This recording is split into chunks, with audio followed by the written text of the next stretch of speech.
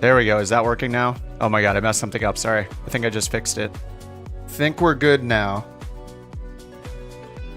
Let me save that setting for next time. All right, there we go. Let me replay that hello there. Hello there. There we go. We should be good now. What's up, Blah? What's up, JT? What's up, Mont? Rock, Bobby, Steve, Dave, Mech, Kerbear, JT again. Did I say JT already? Tommy, Underdog. Hello. What's up, Flaps? Hello?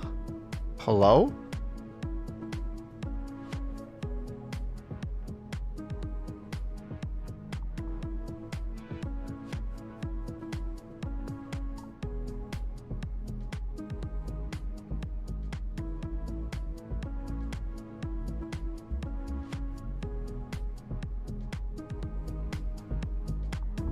Okay, seems to be good now. Sorry, I switched my headset again and I messed up one of the settings for the laptop, which does the streaming duties. Happy Sim Update 2 release day. Here we are. It is May 15th. What's up, Chris? I get the alert. I join. I'm a simple man. I'm not sure if I actually want to do a career mode mission. I was thinking about doing a career mode mission to start the stream, but I don't know that I care. There's nothing really new to fly. I was curious. Oh, well, there are a couple new things to fly, which are like, there's a couple marketplace planes that now are supported in career mode, but only for like ferry flight missions, and I think that's about it. Maybe we'll see more of those added. So it's kind of exciting that now if you go into your companies and you go into, let's see, where did I find them? I think here under the photography one, for the first time we have this marketplace button that actually does something. So it's got a helicopter you can buy. This one actually has really good reviews, but you can actually buy and use this in that type of mission. And then if you go back to the marketplace, you can now filter for which types of career mode missions a plane can be used for. So if we go to marketplace and that helicopter does suck. Why does it have 4? It's got high ratings. If you go here and you go to aircraft, and then on the left side, there's now career specialization. So for most of these, you unfortunately have to go through like all of them. I wish they had like a button that said any mission type, because going through every one of these is annoying, but I don't know how they didn't think of that right off the bat, but anyway, if you go and choose like first flight, we can see it's only the default ones. But if we then choose like ferry flight, oh, it's still only the default one. Whoops, ferry flight. There we go. There, now under ferry flight, we have a few options that are third party. So this one right here, the Spartan, the Shark 600, these are third party.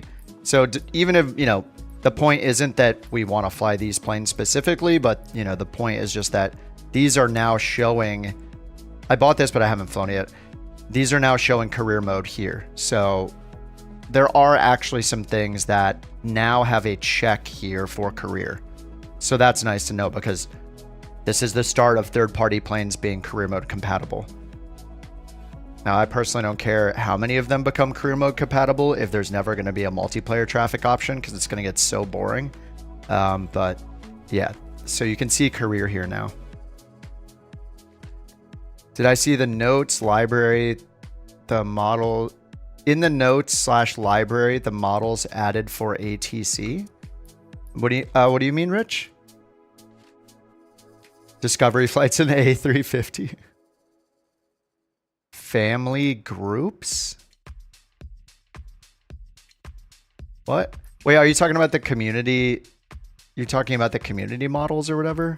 This air traffic thing? Air traffic aircraft? The generic models? Yeah.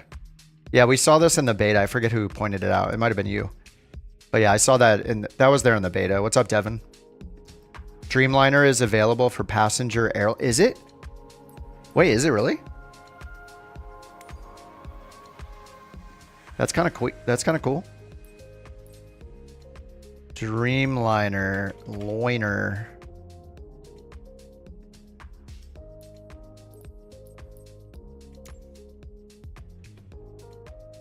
Is that one not available by default?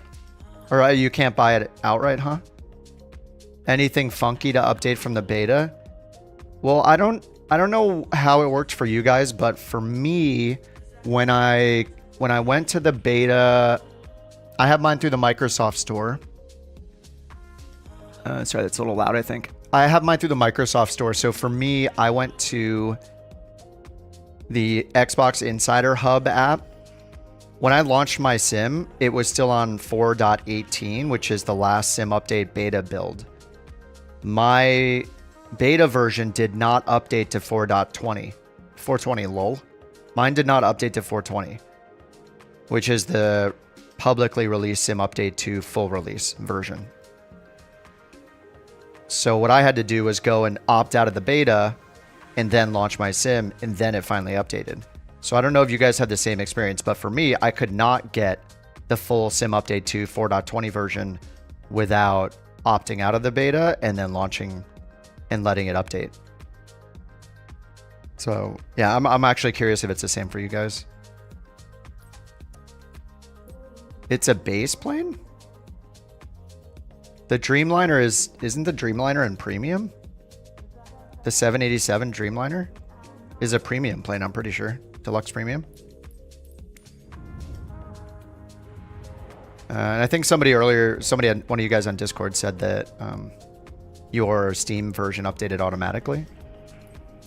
I don't know if you had to opt out of the beta still or not, though.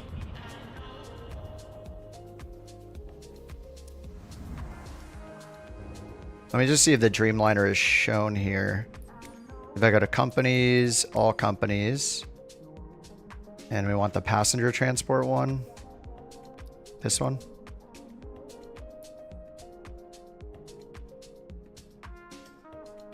Wait, what? Did I buy the Max?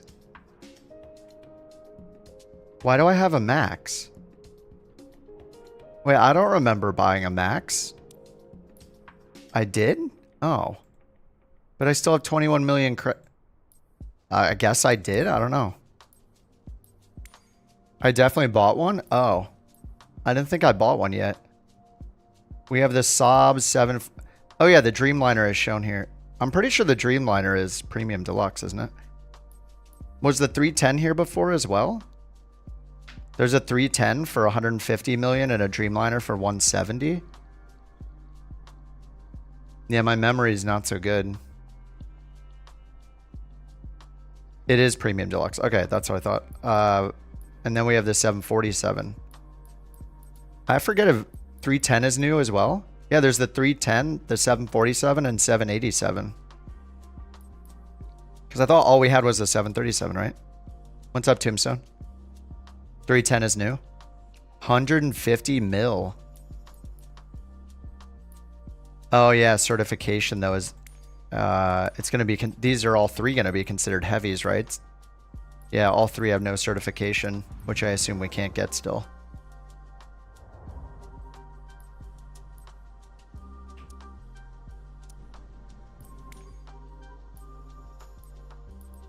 Yeah. Jet, we don't have heavy airliner rating yet. So it's just a tease.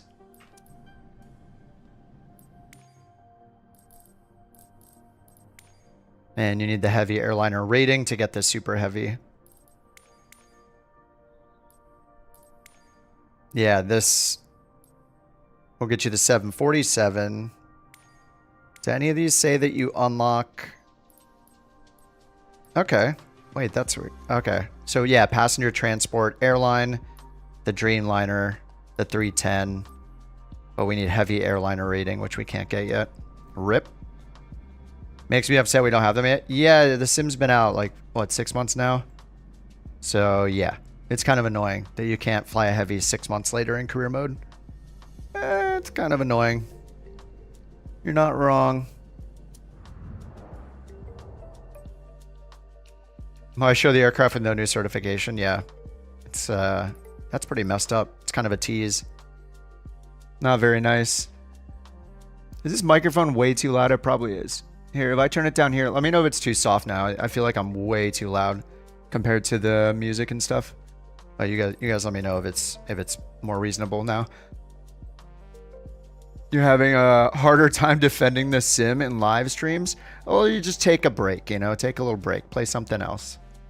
But yeah, it can be annoying if you think about it too much. Just, you know, don't think. That's the solution. I guess maybe I should just do a quick. Well, let's do a quick 737 mission to get it started. I'm going to be on as late as I can because I'll be off tomorrow. Going to see some music tomorrow. I'll tell you what I went to see when I get back. So it's super secret. Oh, there she is. She knows that the stream has started and therefore the borking begins. What's up, Delta? Delta Tango in the house. Everybody watch your behavior. He's been itching to do some bands and stuff. Yeah, okay, let's do a 737 mission real quick. We'll see how the max is doing. I'll earn a little money towards eventually getting the airliner rating or the heavy rating. And then we can use the new filters now. If you guys haven't done, I mean, I think a lot of us probably haven't done career mode for a bit just because Sim Update 2. The winner of Bork raffle for 173 is MSFS. Congratulations. That one's quite loud.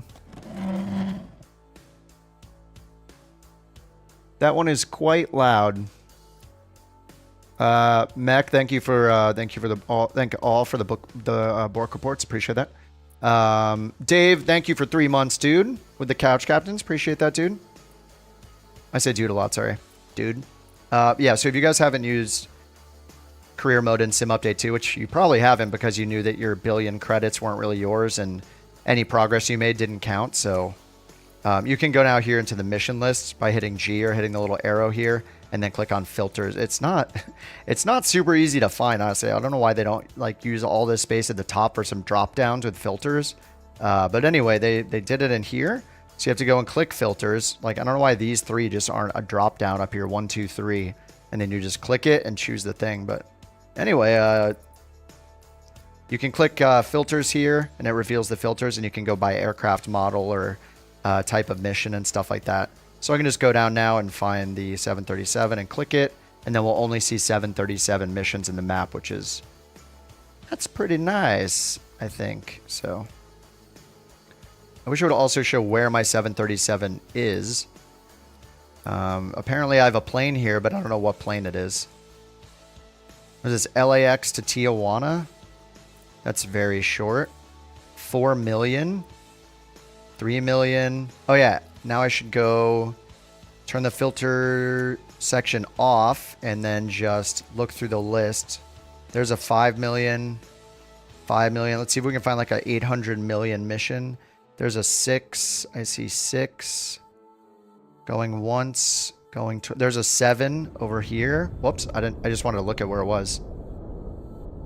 Oh.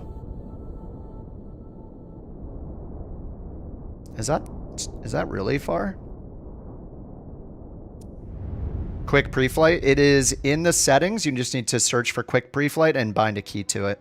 It's exactly what you said. It's called quick pre-flight. But there's no binding by default, so you have to go up here into settings, controls. Oh, you probably mean what section it's under, huh? Let me find it. It's probably under simulation and then tools or something like that. Tools. Simulation shortcuts? Nope. Flight assistant? No. Checklist? Where is it? Maybe it's not under tools. I would expect it under tools. Let's find it. Yeah, quick pre-flight is a binding. You just need to bind it to something. Cockpit? I mean, I have it bound. Quick pre-flight. But it's not going to show me what section it's in unless I find it in the section.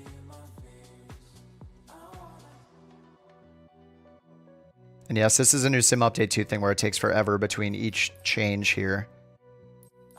Instruments and systems, miscellaneous? Nope. What's up, Rex? We got to find this for Magic Norm. We're going to find where it is. I mean, I thought it would be under tools.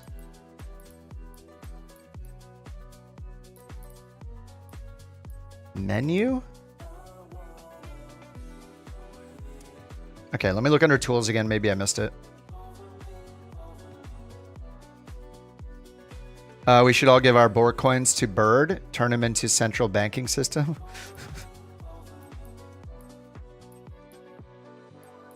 It's got to be under tools. Quick trim. There it is. It is under tools. Tools, simulation, shortcuts is where it is. It's like in the middle. Scroll down a little bit. There it is. Quick pre-flight. We found it. What's up, Hack? How you doing?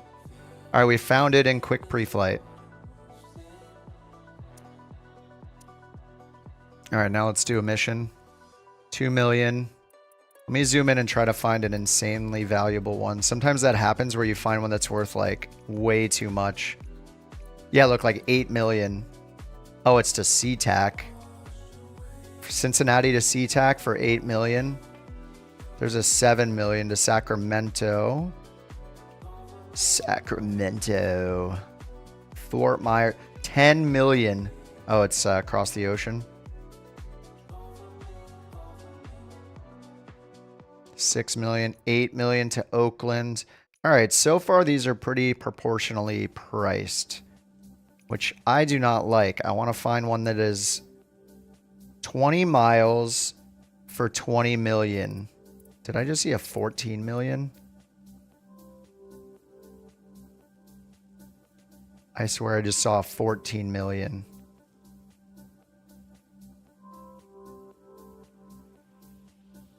I didn't. I made it up. All right, whatever. I don't care how much it is. Just find somewhere we want to fly. Well, New England has some crappy weather right now, right? This way. We'll take a look at all the new EFB stuff during this flight too, so I think it's good to do one of these. And we'll see if career mode is better. The PC-12 is not fixed, by the way. Bradley? Whoa. Move. How about new? Yes. Thanks for the bits, MacMaster. We are gonna do a career mode, sorry. I have to. Alright, let's go to Newark. This one. Kiln to Newark. Sure, that's good. What's up, Nate?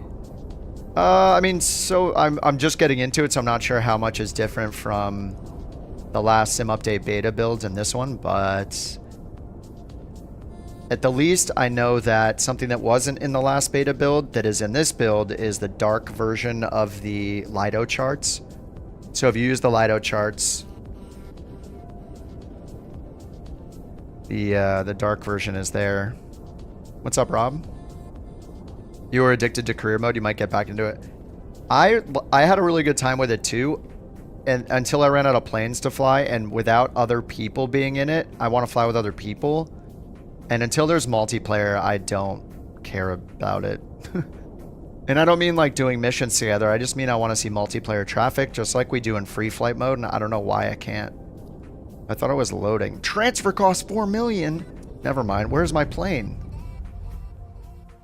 I wish it would highlight where my plane that's compatible with this is, because it's showing me all of my planes, which is not very helpful.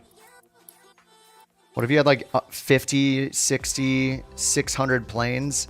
Like, is it this one? I don't even know, because it doesn't show me the icon for this plane, so I don't know what plane I have here. So which plane is it?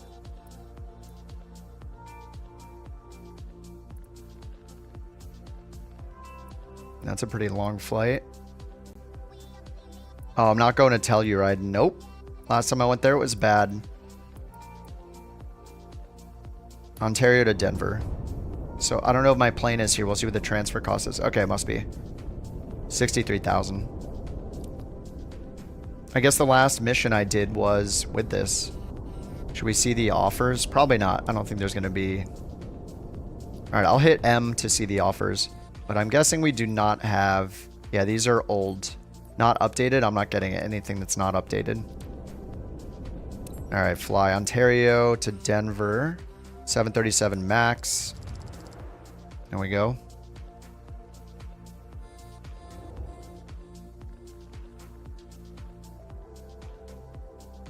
Make a new flight for the tracker tool here.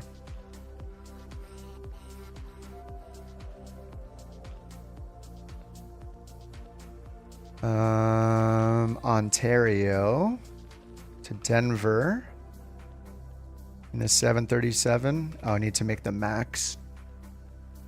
Aircraft, add an aircraft.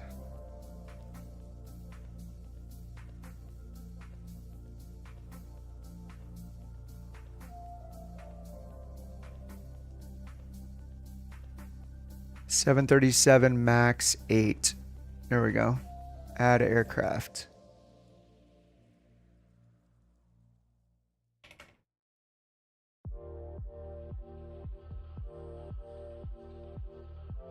All right, there we go. That's all set up. Management. Let's see what we got here. Check up.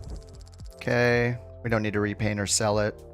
I guess this stuff is all good. Fuel and payload. It says we have a lot more than we need, so I'll just cross my fingers and hope it's right. Yeah, the PC-12 or the PC-24 I don't know about, but the PC-12 pressurization bug is still broken. No pressurization for PC-12. That was like the #1 thing that I think we were expecting to be fixed in Sim Update 2, and it just never was fixed, I guess.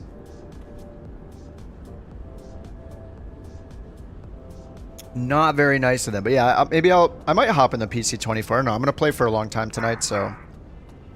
And she's right here. She knows it. She's angry about it. The puppy's angry about it. People asked Asobo to disable multiplayer in career mode so people can't troll them. Huh? But why wouldn't it be an option instead of forced? What is her problem?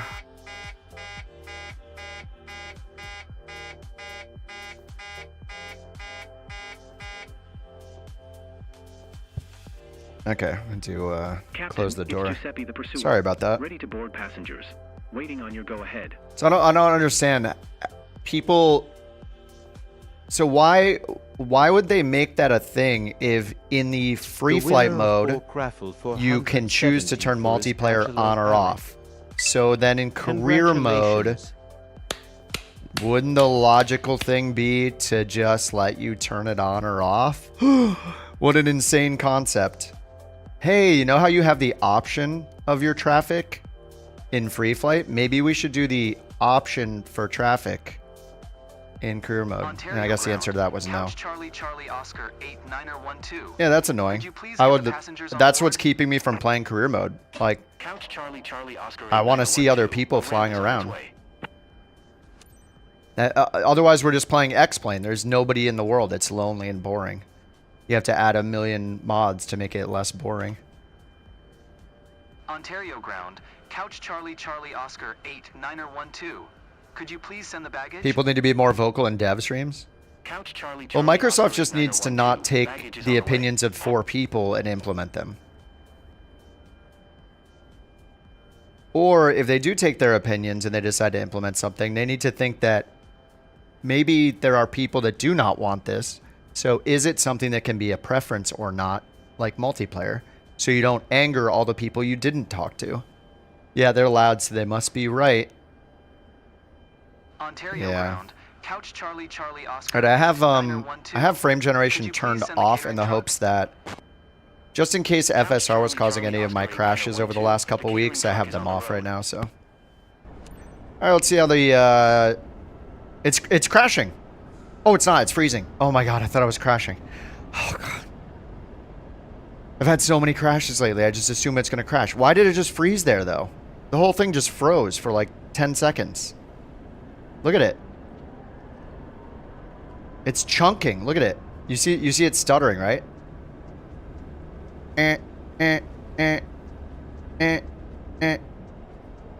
Stuttering. What is happening? This is not happening in the beta. I actually reinstalled the entire sim yesterday too. It's chunking.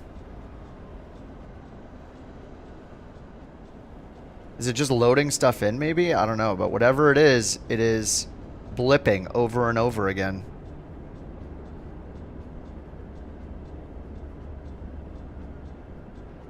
I can't, sorry, I have to scroll.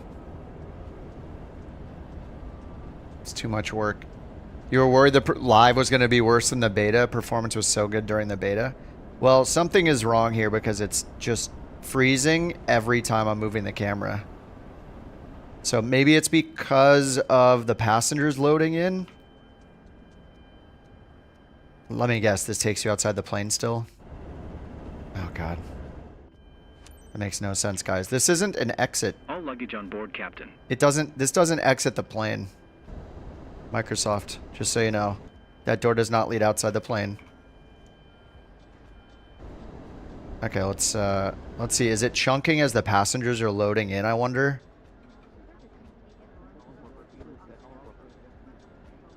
So while I'm moving the camera, our passengers loading in. Look at that LOD. Oh.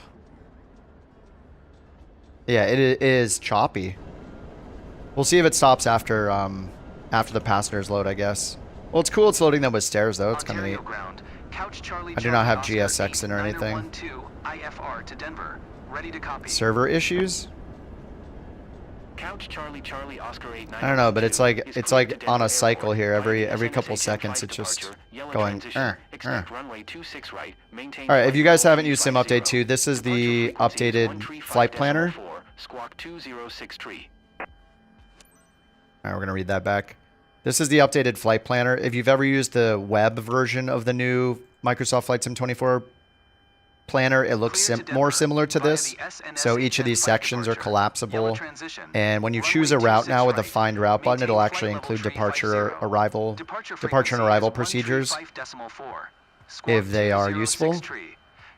So that's kind of cool. And then, just like how it was before Sim Update 2, if you enter a route here, say you enter departure and arrival, and you either use the Find Route button or you choose departure, arrival, and approach procedures, it will automatically pin any relevant Lido charts automatically. Something that's new here is if you look at a Lido chart, over here, if you look at a Lido chart, there is a dark and light mode button up here that seems to remember your preference. I turned this on earlier when I tested it, and even though I've restarted the sim, it looks like it remembers this setting up here, dark or light mode. This only applies to Lido charts because there are no dark mode FAA charts as far as I know. I don't think I've ever seen them. But the Lido charts I think they look awesome. The color usage is really cool, like these muted grays. And I don't know, it's pretty. I think they look awesome. So if you've been using the Lido charts, then you no longer have to get blinded by the white charts, the light mode charts every single night if you're flying at night.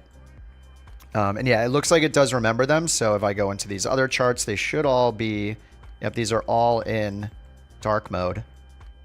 Here's the ILS approach.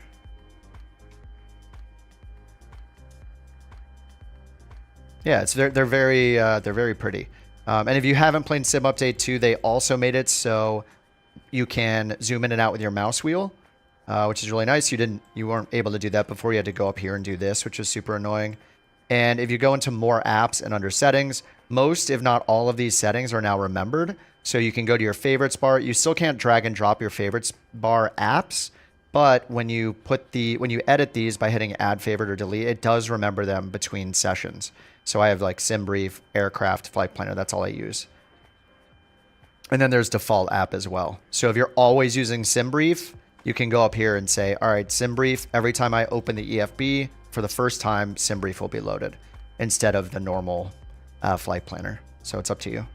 And then it'll remember your size and everything too up here. So yeah, that's a nice improvement. All right, looks like SimBrief. Well, I haven't tried it yet. I'll try it on another flight tonight. As far as I know, and none of the fuel stuff here I don't think this does anything. It doesn't like let you calculate anything, so I don't know when we'll see that totally working. But for now, we got all the charts. You can add performance data. Yeah, I did see that. I remember playing with it in the beta a little bit up here and opening this and editing it, and I didn't see it change anything. I'm not sure exactly what it's for. I've like entered this Captain, before. all passengers on board. I don't know what these need to be, but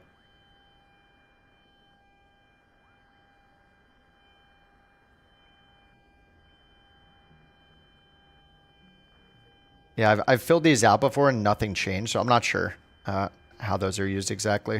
All right, people have boarded. Start our engines. All right, we'll do it the manual way because we're such super real pilots. It's like ground power was already on, so we'll get our... How do you fly a Boeing again? We need our steady light on. Anti-collision light is off. Ground power is on, so usually I go up here and I get... I usually leave the yaw damper off to start. We do window heat. We do the 2 electric hydraulic pumps. These should be on. These are all off. Okay, let's get the APU started down. Where's the APU starter again? Holy crap. It's been too long. Wait, I thought it was right down here. Oh, it's right here. Oh my god. Right. APU start. There we go. And there's no APU starter EGT meter for the Mac, so we won't see that. You don't? It's unflyable? Career still got sim rate increase? Yeah, of course. Not everybody has 16 hours to do a long haul flight. Of course there's sim rate. It's a video game. It's not real life. So yes, it has features that are in video games.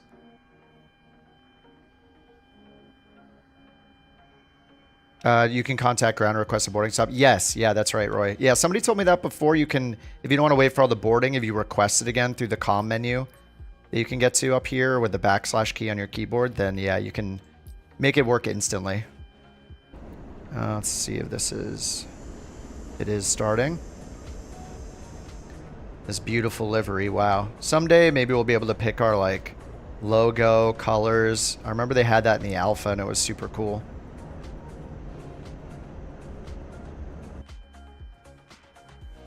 All right, we're just waiting for APU Gen to show up here. And we got our IFR clearance already. We can request taxi, pushback, and startup. Oh yes, thank you, IRS alignment. IRS alignment, we can get... I think the yaw damper will stay on now. Let's get all the fuel pumps on. There we go, APU Gen. APU Gen 1 and 2 are on. Okay, that's good. We'll get the APU bleed on so we can start the engines, fasten seat belts, and all the ding sounds. Oh, we need our guards here for emergency exit lighting. There we go. Anti-collision light will come on when we push back. ISO valve is closed for now, or open for now. Recirc fans are on auto, and probe heat's on auto. All right, that should be good. Ground power off. Okay, let's go down here and make sure we have this done. I didn't do anything here. Okay, IRS position. Route, Ontario to Denver. We'll put in couch 323 if it does anything. Oh, that works. 28 right is expected. Let's double check that with our tablet and our IFR clearance. So they gave us, yeah, departure runway 28 right, flight level 350, maintain 350, okay. And squawk 2063. So over here, 2063 was entered already. They did fix the bug with the transponder during the beta. So if you flew this last and tried to use the transponder and it didn't work, it does work now. And then up here we'll just put in 30,000, I guess. 35,000. All right, 35,000. Flight director 1 on, 2 on. We got master main show over here for the left one. Auto throttle. And I like to use center here. Traffic on. Okay, low oil pressure. Okay, back down here to the CDU. So performance init, let's see if it auto detects zero fuel weight, 128.5. Reserves, I'm just gonna put in, is this final reserves or not? I think sometimes it's final reserves, let's just put in 10. Cost index, let's put in 40. I think the average is like 35 or something like that. Whoops, over to performance. 40. Chemistry, thank you for the 5 gifted memberships, dude. Hey, I appreciate that. Welcome to the new couch captains. Rod, DA, Lone Gamer, what's up, Lone? Delt and AJ, welcome to couch captains, courtesy of chemistry. And you know they know chemistry because there's numbers in their name. So it cannot be denied. 350 for the altitude. Cruise wind, I'll just leave it for now. Alright, then we'll just do full takeoff power and no selected temperature. We'll just get the full takeoff going. It's usually flaps 5, double tap for CG, 29 sounds right. 4.5 on the trim. We'll see how that does. This plane has been weird with trim before, so... Alright, that's 4.5 roughly. We'll see if they improve the trim. I know JT's excited to see that.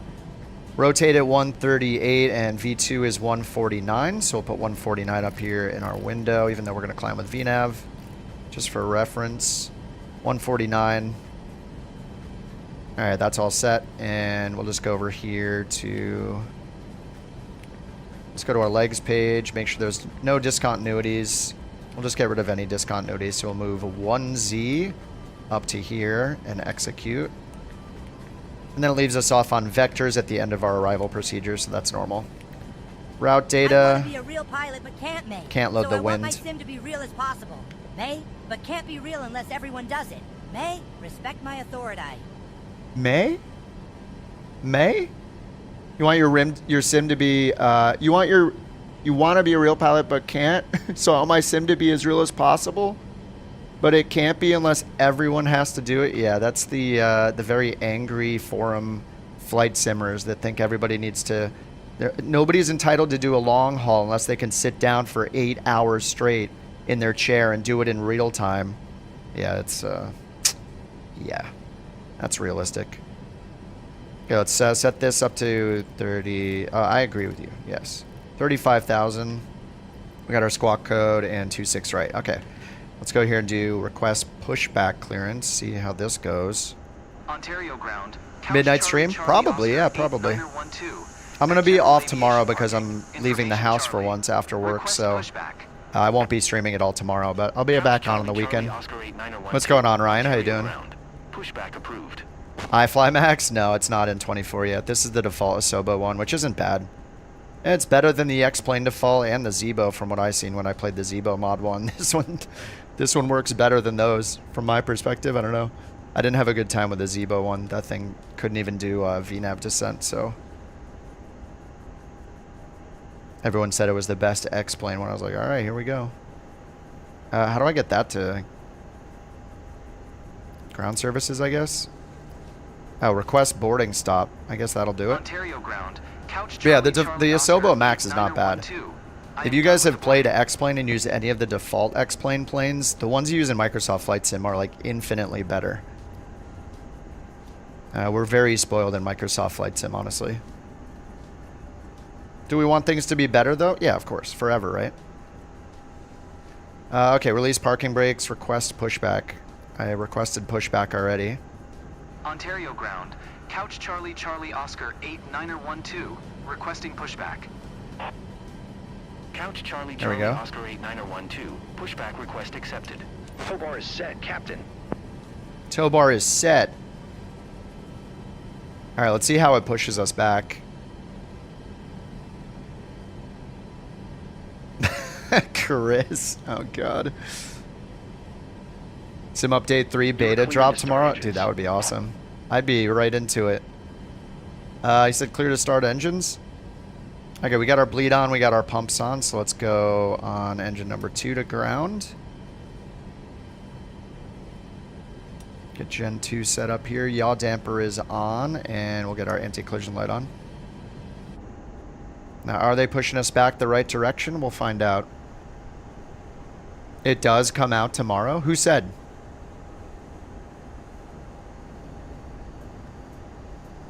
It does come out tomorrow? The dev update, they said that? Oh, heck yeah. Damn, really? I'm not going to be around for it? Oh my god. Why did I choose to leave the house? No, I'm going to have to get on at like 10 p.m. then.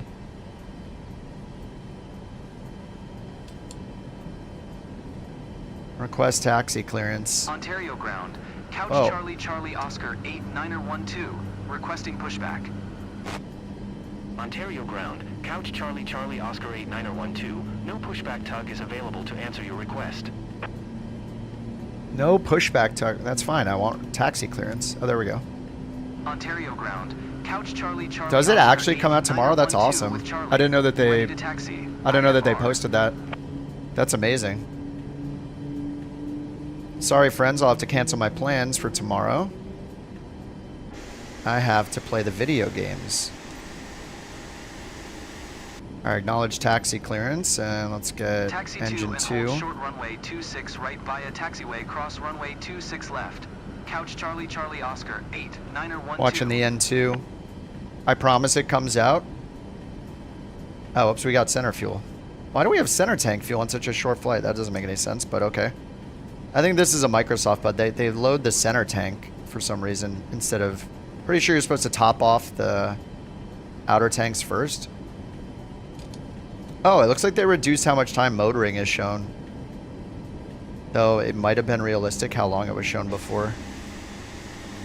Camera button, is it going to crash me? Oh, it didn't. Fixed cameras. Do we have wing views for the Microsoft fixed camera? Any wing views? Yep, we got a couple. There's like 2 of them. There's this. Move. I'll put the slats out. Get out of here. Thank you for the crab. KCD2 DLC launch? Nice. KCD2 is pretty fun. Like an RPG if you guys haven't played it.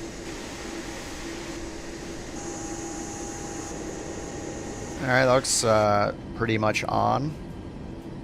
Yep, all stabilized. That's great. Let's get flap set to 5. That's 1, 2, 5. Okay, and then up top, let's get our engine bleeds on, ISO valve to auto, packs to auto. Beautiful. And then we'll get Gen 2 and Gen 1. APU gens are off, so we'll turn APU off. Make sure we have Gen 1 and Gen 2 showing amp draw, yes. Okay, there we go. Did the dog just break in here? What are you doing? She's so tiny and she's just so aggressive. Oh, what's up, Miracle? Is there anything new to career mode? Just filters. They added filters to find the job types you want to do. Is there anything new to career mode in the update? I should just put a link to all the release notes, sorry. I didn't put a link to the release notes.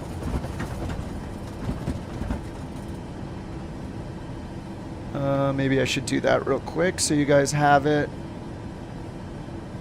Development update, sim update 2. There are too many notes to go through. Did Cowtown say he went through all of the notes? Oh, let me pin it. But the main things for career mode, from what I know, is that the filters got added to the world map so you can more easily find the missions you want to do. And we've seen some planes from the marketplace become compatible. Just a couple planes for a couple mission types. So it's like the very early stages of third-party planes being usable in career mode. So that's a new thing. Alright, taxi light to auto, probe heat's on. Looks like all this is good. Looks like they still have the dual bleed. Maybe that's because of this. There we go. Alright, so that's not a bug anymore, maybe. So that's all set for takeoff. Okay, we're good. And we got our taxi instructions. Let me go and turn on taxi ribbon under assistance. Oh yeah, if you guys haven't... Oh, I can turn wake turbulence off. I might as well because it takes some performance away. If you guys haven't, under realism, under assistances, you can now optionally turn on wake turbulence. Multiplayer planes have wake turbulence. Injected traffic through the Microsoft Live traffic or something like Beyond ATC also has wake turbulence. We tested it back in the beta, so yeah, pretty much any plane you see moving around is going to have going to create wake turbulence behind it. And if you try to take off in a small plane behind an airliner, it's going to be pretty disastrous unless you wait it out. And then under the flight interface section, there's a way to turn on the wake turbulence visualization. So you can also decide to see that wake turbulence or not. If you want to, like, you know, test it and confirm, like, see what has wake turbulence, what doesn't. But all the planes have wake turbulence from what I've seen. Okay, let's get the parking brake off.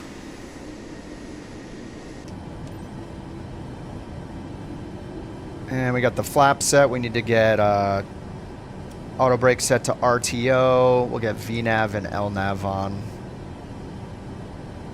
Okay, and takeoff configs good. If you don't fly the Boeing to do the takeoff config in the 737, you just move the throttles all the way up and all the way back real fast.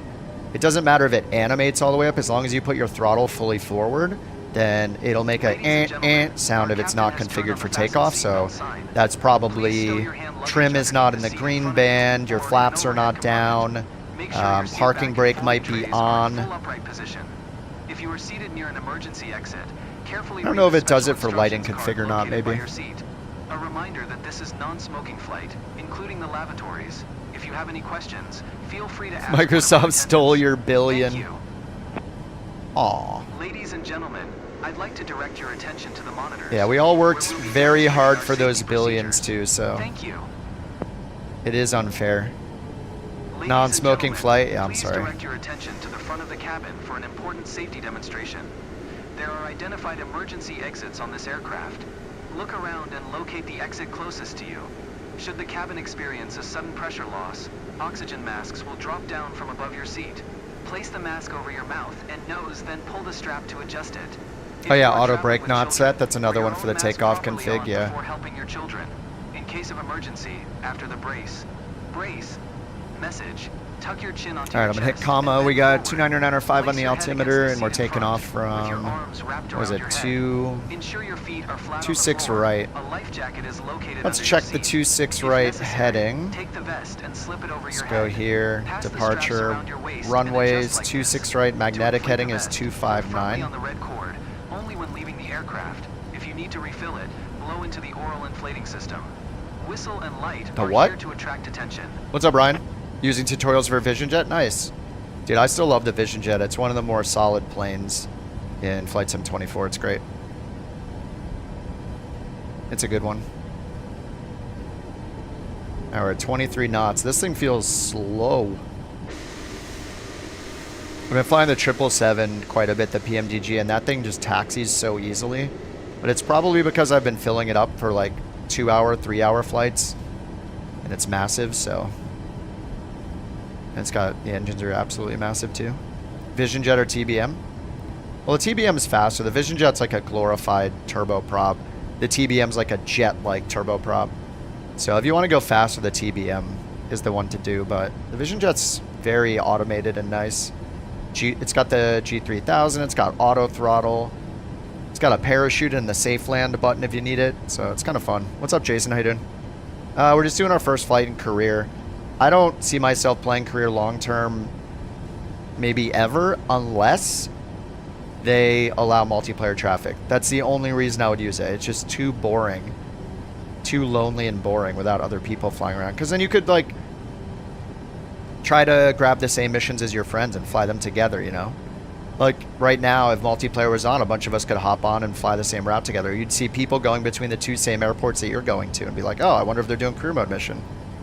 It'd be even cool, or maybe you only see people doing career mode missions. I don't know, but or maybe it puts a little like pilot hat icon next to their username, so when you see them, you know they're doing a career mode mission. We're still doing that. You just can't see us. I miss you guys. That's okay. I'm just probably gonna do this one in career mode, and then I'll switch over to just do some free flights. Yeah, just multiplayer traffic. Like, I just want to see the same thing that I see in free flight mode. It's just too lonely.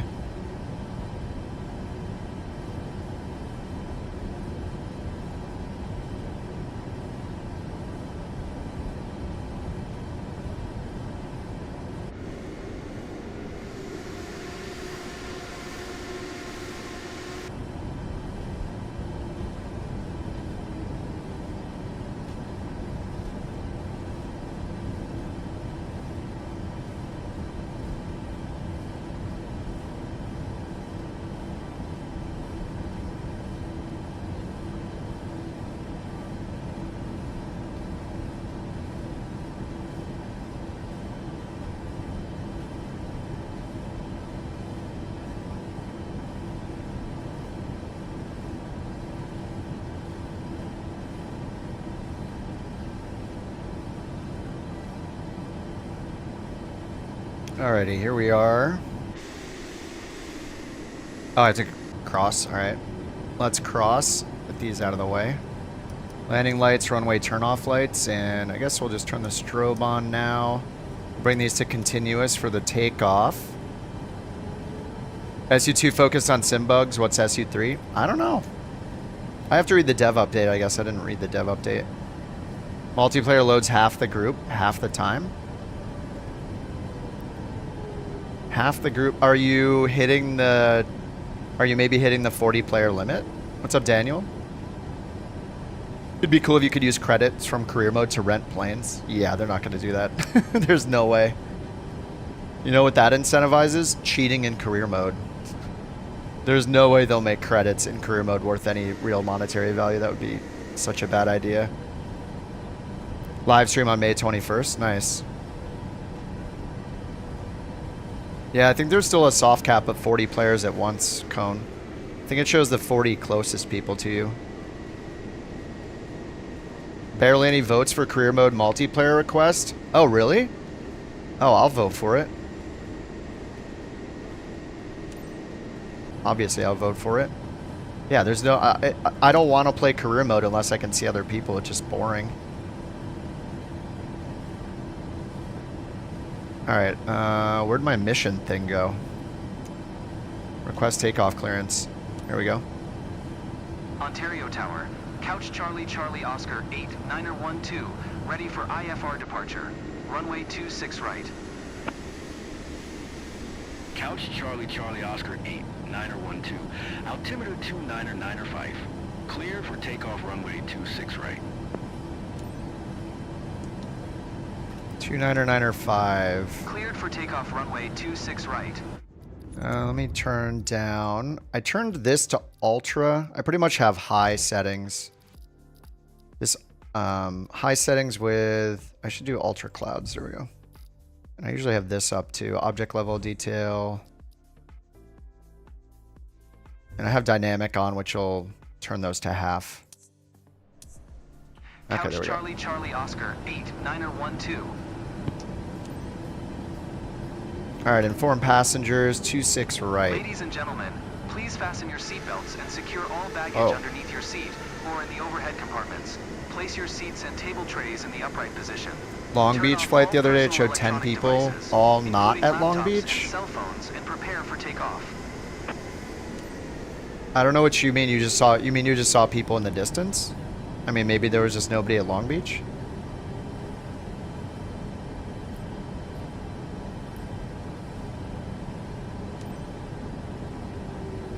What do you mean when we were all there? Are you not entertained? No.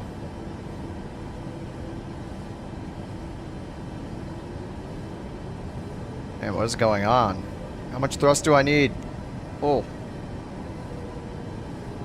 Alright, 26 right.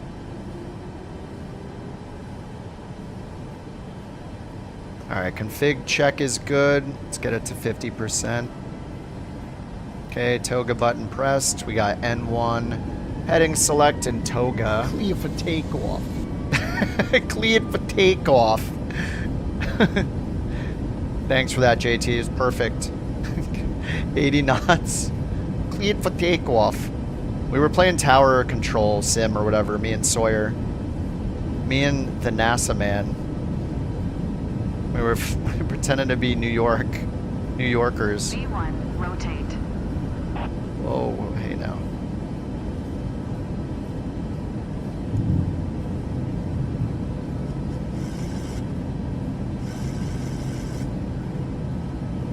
Trim feels better, actually. It's a little better. Couch Charlie Charlie Oscar 8 9er12. Contact. SoCal departure on 135.4. Good day. Alright, 135.4. 135.4. Speed Couch bird. Charlie Charlie Oscar 8 9er12. Speedbird. Spread the bird. 17. Contact ground. SoCal departure. Couch Charlie Charlie Oscar 8 It wasn't 9er12 working. is passing Thanks, JT. Thanks for the 2,700 bits. feet, climbing flight level tree 50. Flaps 1. 350. Charlie Charlie Oscar 8912. Let's get auto brake SoCal off. Departure. Altimeter 29905. Radar contact. Continue. All right, continue. We got strobe. Landing lights are on. Do taxi light off. Continuous is off. And pressurization. Just a little bit so far. Okay, flaps up. Fly to Dink. Looks like we're on our way to Dink.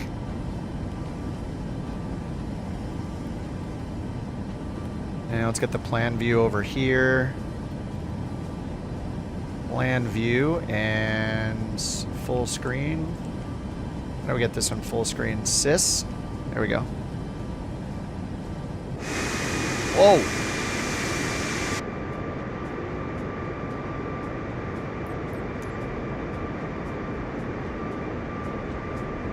Alright, fly to 35,000 feet. Climb to 35,000 feet. One day the stock Asobo planes will be better than PMDG.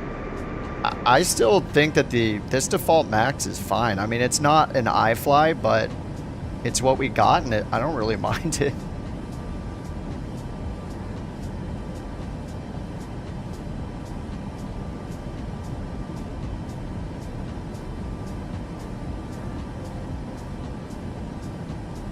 Look at those beautiful dark Lido charts.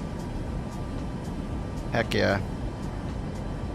Captain, we need to maintain speed under 250 knots until we're Oh, 10,000 man. feet, correct? Quiet. Speed intervene. It always dings you at 250.0000001.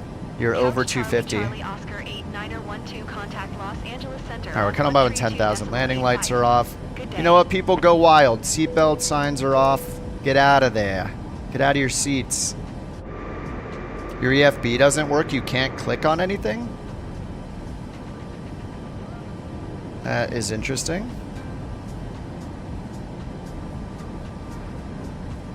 Couch Charlie Charlie. Passing 10,000 feet. Please acknowledge. Passing 10,000 feet. Enter to acknowledge. Going to 1 tree. And I'll do speed intervene. Couch Charlie Charlie Oscar 8. All the buttons look darker? Which buttons are you trying to click? If they're like really dark, then they're not enabled, I think. Los Angeles Center. Couch Charlie Charlie Oscar 8 912 is passing 10,500 feet. Something else new in the beta, if you guys haven't used it, or in Sim Update 2, is the EFB's weather screen now has a refresh button. It's now up to date way more often, and if you're flying to an airport that does not have weather reporting, it will show the nearest METAR to where you're flying automatically, which is also pretty awesome. Also, in the runway section, they added magnetic runway direction. Before, it only showed true runway direction, so if you're using the METAR where winds are reported in true heading, not magnetic heading, this is an easy way to go in and translate true to magnetic for the airport you're flying to. So for example, if we were flying to Ontario, we're flying from it, but here we got 230 at 11 gusting 21. We take 230, which is a true wind direction. If you read it from the METAR, if you read it, it's true. If you hear it on the ATIS, then it's magnetic. But we need magnetic, so 230, we can take that and say, okay, just pick any runway at Ontario. To convert from true to magnetic, you need to subtract 11. So we take 230, subtract 11, get 219, so we know it's actually, the winds are 219er at 11, gusting 21, magnetic, because they're reported in true. So now you can kind of easily do that here. But if you look at the winds shown here, the headwind, crosswind, these already do that conversion for you. So if you're programming in the for performance or something and you're using the EFB, you'll want to do the translation yourself to get the magnetic winds, because these are in true, but here it's converted to magnetic just for the headwind and crosswind.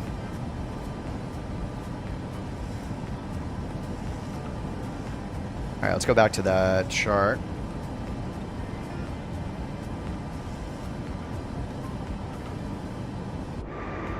Yeah, dopes. I just heard it just like 20 minutes ago here in the chat, so I didn't know that, but I'll definitely be playing it tomorrow night.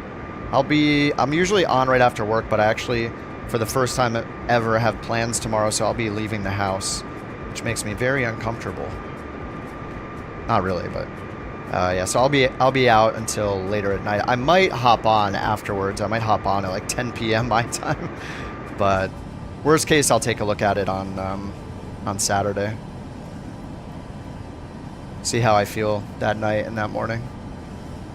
So many planes in the sky right now. Oh, here? Yeah. Amazing.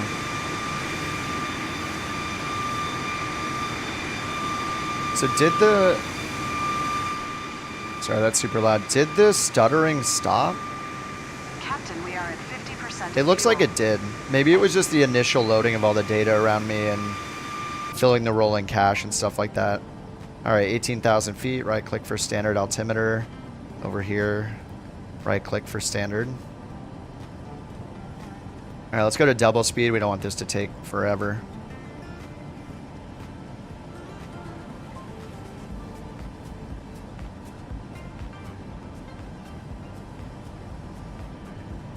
All right, then we'll go to VNav or Prague. I turned RTO off. I think I did everything else. Everything looks right up here. Auto. My immersion. On 1 tree, 2 decimal tree. Good day. And we had our strobe on. All the lights are off. Engine starters are off. 9er12. Did you copy? All right, 20,000 feet. I gotta hit enter over and over. What is the purpose of the co-pilot? Why isn't she handling the radios, or he? Why isn't he handling the radios? Los Angeles Center. Couch Charlie Charlie Oscar 8912 is at flight level 210, climbing flight level tree 50. And shouldn't they be handling the radios? Couch Charlie Charlie Oscar 8912. Los Angeles Center. Radar contact. Jonathan says, very happy with Sim Update 2 to celebrate my switch to Flight Sim 24. Except tube liners? What do you mean except tube liners? We got the Phoenix, A319, 320, 321s. Now we have the 777-200, which is actually awesome.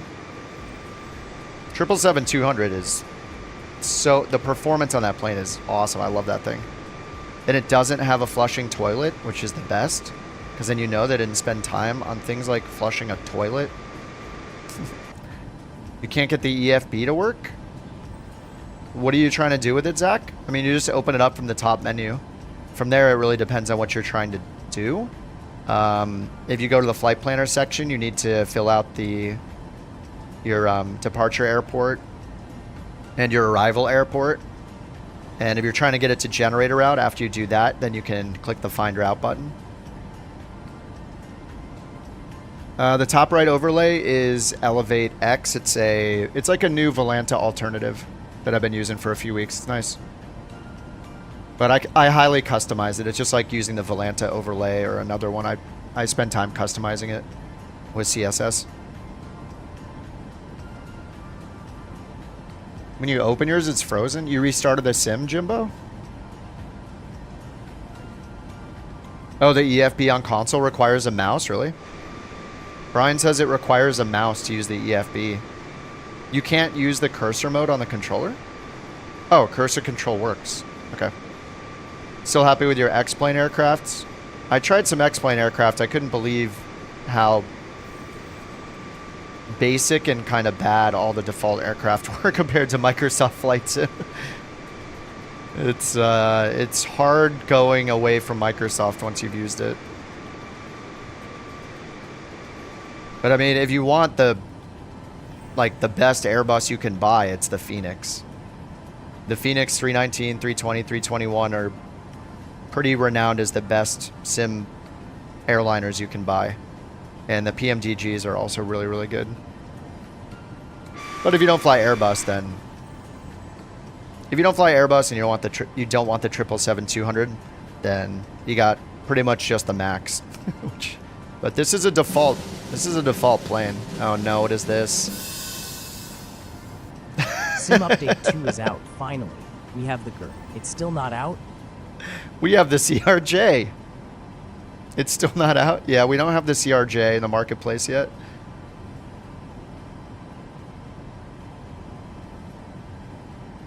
The TTSMonster, is that an Airbus? I've never flown the TTSMonster. X-Plane is just way too lonely for me. I don't want to install like 30 mods to get decent aerial photography, to get injected traffic, to get multiplayer. All that's for free in Flight Sim since 2020 came out, and I just don't want to deal with installing mods for things that should be in the game by default. I did play it when the update came out. I was very unimpressed with the default 737, and then I tried the Zebo mod that everybody said to use, and it couldn't even do a VNAV descent properly at TOD, so I just never loaded it again. It just didn't start my descent at top of descent, even though I had it configured. It was very weird. So that was my first experience with it, and yeah, it wasn't good.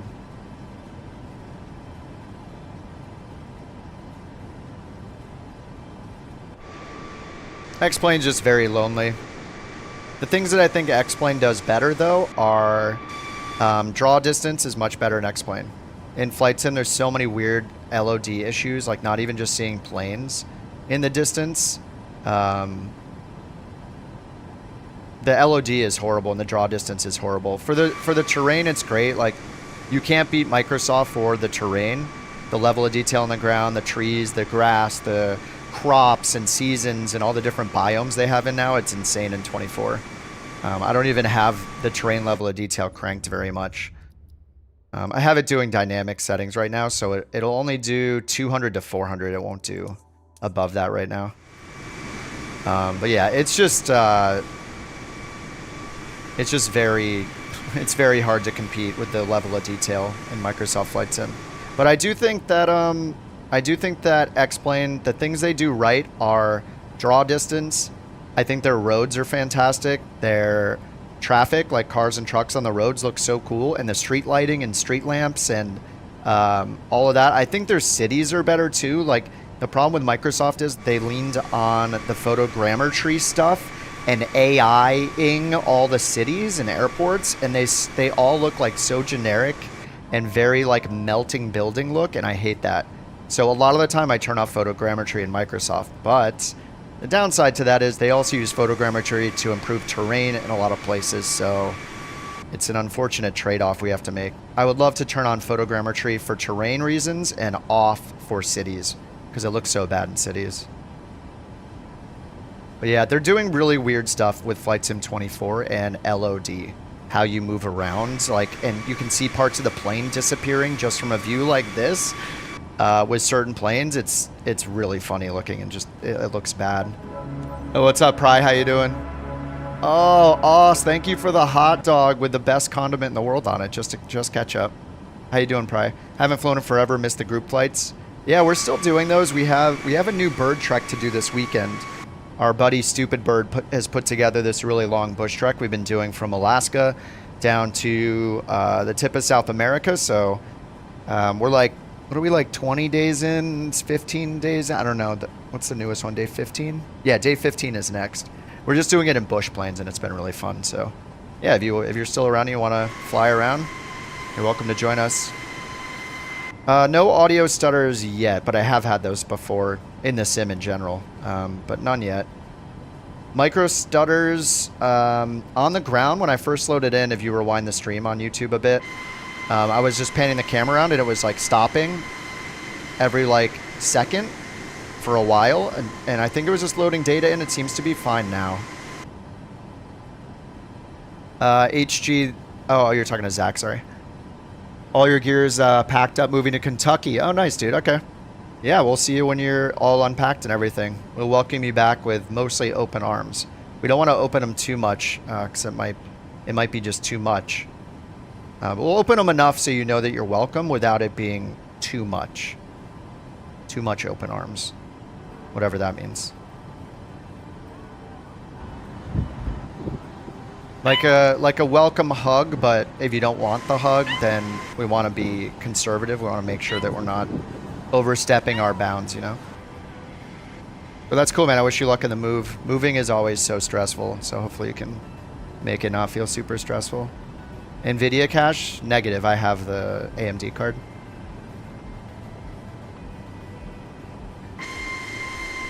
X-Plane. Buy it for the cars. Yeah, buy it for the street Buy it for the roads and the cities that don't look as bad as the melted photogrammetry buildings. But that's about it. How much is that Tolus, by the way? Is it $80, $90? Everybody in Flight Sim acts like $77 plane is insane. Pretty sure some of the planes in X-Plane are like $90 that I looked at. Not to mention, you don't really have many options for default planes. I think there's like 20 default planes you get with X-Plane 12, so... Compared to Microsoft, where you get like, is it 60 in the base edition, and then 10 more in Deluxe, 10 more, and then 30 more. So you have potentially like 100 plus planes in Microsoft Flight Sim. If you buy the $200 edition, that'll get you like what, 2 planes in X-Plane, 3 planes. So you have a total of 28 versus like over 100. Yeah. Of course, the planes are varying in quality, but still. We are very spoiled in Microsoft Flight Sim with the default planes we have. Especially those of them that have the G1000NXI, the 530-430, the G3000s, the new EFB. We have charts built in. Like, there is so much stuff built into Flight Sim. It's very spoiling. As far as I know, you can't pull up any charts, and there's just so much not built into X-Plane, right? Microsoft is adding a lot of really good stuff. Not to mention, yeah, the built-in marketplace as well. Like, you don't even have to go hunting for anything. It's just, if it's on the marketplace, it's there. You just click, it's installed, and then you're flying it. You're not closing your sim, going to a marketplace site, registering for a new site potentially, downloading it, waiting for the zip, unzipping it, restarting your sim. I mean, the marketplace in the sim is great. It's just so convenient. Not to mention it has ratings for everything, and people down rate. They rate very low amounts on things that are really bad, so it's kind of easy to find good products in it. Between this, DCS, your wife's not pleased. Yeah. I mean, it's Flight Simulator. It's an expensive hobby. Lots of, like lots of hobbies. Alright, I'm going to go to 4X. I think I ignored ATC, right? Yeah, I'm just going to leave ATC off. And we'll go ahead and close the charts for now. So we get a little closer to TOD. I have frame gen off, so that's why. Talk about buttered sausage. Talk about buttered sausage, where it comes from, what it does. Why is it get out of there. Get it out of my face. Get out of my face. Thank you very much for that buttered sausage, JT. Let me turn on frame gen and see how it goes. FSR. I do have an AMD card. So we can get it a bit more smooth here. And with FSR, the displays still look good, so I'm just a little worried that it might have caused crashes before, but I don't have anything to back up that theory. I've been having a lot of crashes in Microsoft Flight Sim for like 2 weeks now. And I reinstalled the whole sim yesterday, so we'll see. I do still have a bunch of add-ons installed from the marketplace. I'm trying to only limit it to add-ons that are marked 2024 native. So hopefully that saves me from CTDs today. We'll see.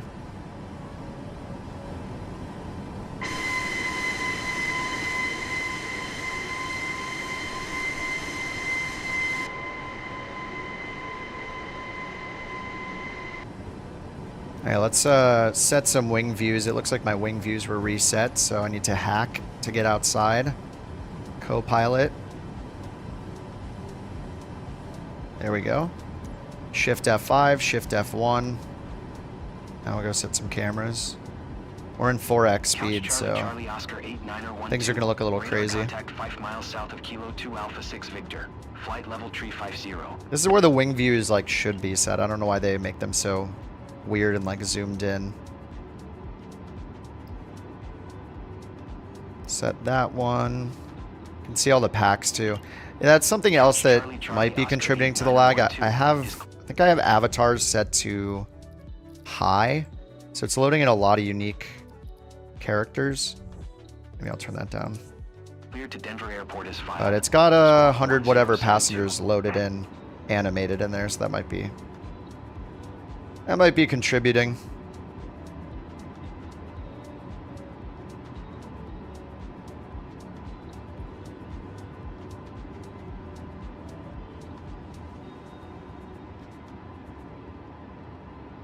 hate that that blur effect is like so exaggerated. Alright, let's get up and over.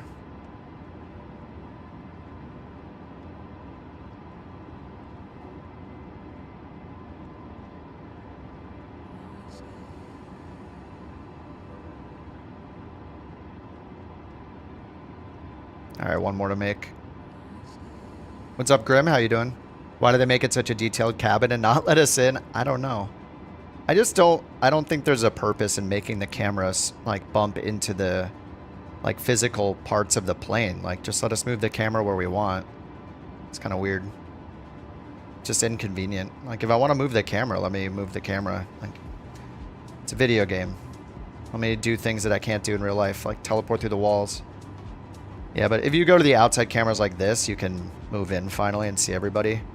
This is probably where most of my frames are going right now, is all the passengers being loaded in. And since they're all already loaded, there's not as many duplicates. So if you turn that setting down that I just turned down, then we get the... if I just loaded the passengers, there'd be fewer unique models. So I think this is probably hitting my frames a bit. But I think the avatars in 2020 are good. Or 2024 are good. They're pretty... There's a lot of combinations. So if you leave it on high or ultra, you see mostly unique ones. You'll probably see a few duplicates. What's up, Jason? Can't believe it's May. Don't think you've flown the sim since February or March. I take time off here too. Like certain weeks, I'm just like, I just need a break. Playing every day is kind of a lot. Yeah, I mean, overall, like, these avatars look better than FSX, or sorry, GSX avatars. FSX. What kind of frames? I have it limited to 60 usually. It just matters what kind of plane I'm in. Like, my frames are going to be lower than normal because I turn the terrain level of detail higher than I normally do. Oh, nice. Server issues. This is pretty common on release day. Whoa.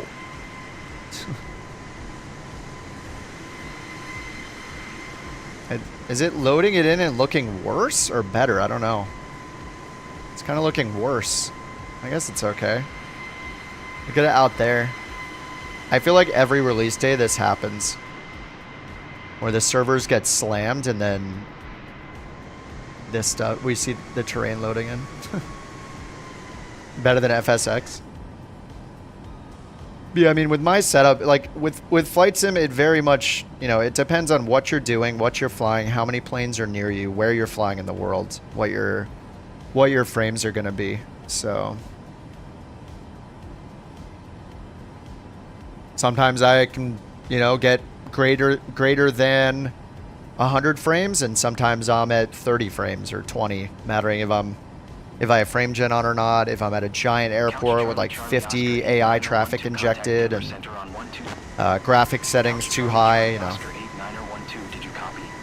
So you can definitely you can get higher frames if you know, something's got to give, you know. But I will say, like, having 24 gigs of VRAM, I have the AMD 7900 XTX. So much better than... I had a 4080 before that with 16 gigs, and because of VRAM issues in the sim, the 24 gigs is great. I mean, if you can get your hands on a 24 gig card... Request permission to begin in-flight service. In-flight service? Yeah, sure. I think that's up here in the mission steps. Sure, cruise status.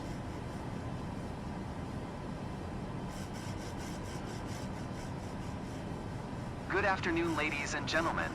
This is your captain speaking. Today, I'm assisted by co-pilot Joyce Mathis. Welcome aboard flight CCO 8912, inbound to Denver.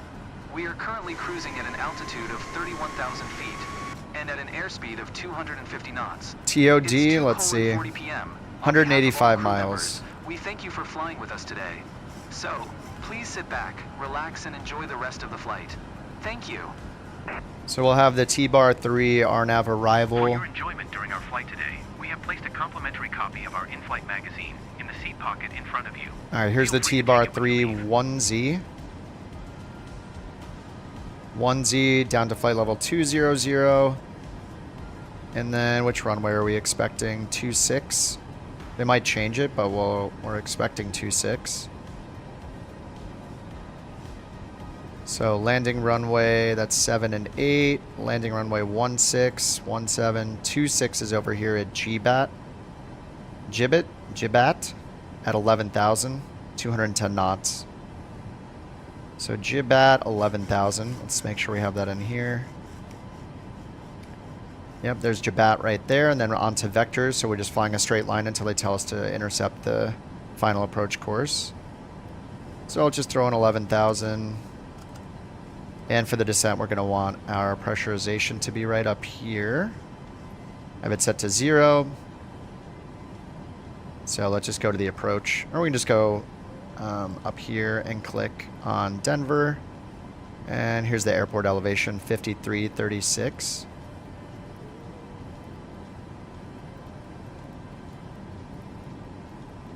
.5336. So we'll do 5350, close enough. That's the closest. Oh yeah, flap for the new sky thing. Yeah, you have to be a higher rating.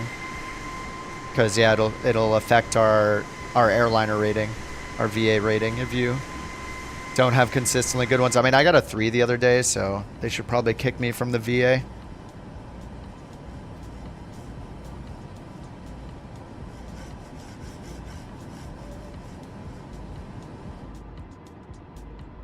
Whoa. All right, I'm going to go back to 2x. It is jumping around like crazy right now. No, I didn't see anything, Holly. How's it going? Would I say it's worthy of a purchase? Is what worthy? Flight Sim 24? I haven't played 20 since 24's come out, so yes. I mean, it looks better. It has a lot of new planes. The ground detail's insanely good. You can do first-person mode. If you like bush flying and stuff, it's incredible. I mean, the only thing that's been a problem in the sim really is the career mode has had a bunch of bugs, but that's about it. I mean, free flight has always been good. I've been literally flying it since day one, and I've never flown in 2020 since this came out. So I think the only reason to fly 2020 anymore is if you can't fly this specific plane you want to fly in 2024 yet. I don't see any reason to be on 2020. Besides that. And since we have the Phoenixes, we have the first of many PMDG planes that are coming. It's... I have plenty to fly. I crash more than anyone. Well, I mean, you can crash in 2020. I don't know why... I don't know why people, like, think 2020 is some, like, perfect simulator. It's been out for over 4 years. It's coming up on 5 years. So in general, it's going to be more stable because it's much older, but you're not getting any graphics updates. You're not getting any new default planes. You're not getting developers that are committing to continuing to make planes for 2020 long term. 2020 will eventually be deleted. So you might as well get into 2024. I think people just heard a bunch of really loud people complaining because the launch day had some server issues, which is literally every game that's ever released. And then they decided that they shouldn't play it because for about 12 hours there were problems and then it was fine. I don't know. It's people are... Inevitably you're going to be playing 2024, so... At least 10 years. Yeah, we'll see. Did Microsoft say they're supporting it for 10 more years? Fewer crashes than you did in 2020. I mean, it's the same in 24 as it is in 2020 or any sim. In Flight Sim, you add a lot of add-ons into your sim. Like, Flight Simmers are modders. Like, most people that play games are not necessarily modding them. Not everybody's modding GTA or modding, you know, like Skyrim or whatever they're playing and doing all the mods. Like, I never got into modding games, personally. But naturally, in Flight Sim, you're basically a modder as soon as you start playing the sim on a PC.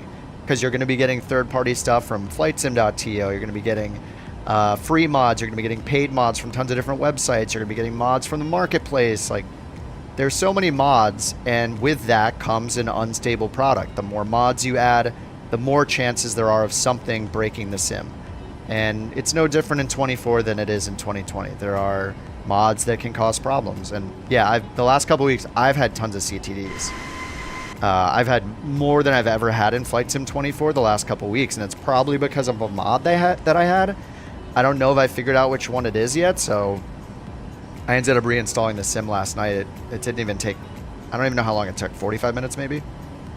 But yeah, I've definitely been crashing in the sim, but I don't think it's because of 24. I think it's because of me adding a ton of add-ons to it. It's the same reason I would crash in 2020, and also 2020 was plagued with freezes for me. Like every time I was in cruise, I would get freezes for like 30 seconds to like 2 minutes where the whole sim would just freeze and I'd just be sitting there doing nothing. And then it'd start again. Like that was at the very end of 2020 that was happening to me, like right before 2024 came out. So I don't think 2020 is some magically perfect simulator, you know. It's got its share of problems as well. But yeah, the internet speed is, hardware-wise, having more RAM, especially having more VRAM, and having a good internet speed is important in 2024, more so than it is in 2020. But if you have the hardware for it, I don't know why you wouldn't be playing 2024. The career mode has bugs, and they've been like constantly fixing them every update. It's nowhere near perfect. Like there are definitely still going to be career mode bugs. I mean, I'm flying a career mode mission right now for the first time in a while. But yeah, if career mode bugs are going to ruin your night, just don't play career mode. Like if you're playing Flight Sim 2020, you already do not have a career mode. So by playing 24 and not using the career mode, you're essentially getting 2020 with updates. A lot of people said that they didn't care about career mode before the sim came out anyway, but I think they all were just lying. Because Microsoft has said more than 50% of people playing 2024 are playing career mode. So I feel like people are just pretending like they didn't want a career mode, and the majority of people are playing the career mode. So maybe it was just the loud minority, which is pretty common.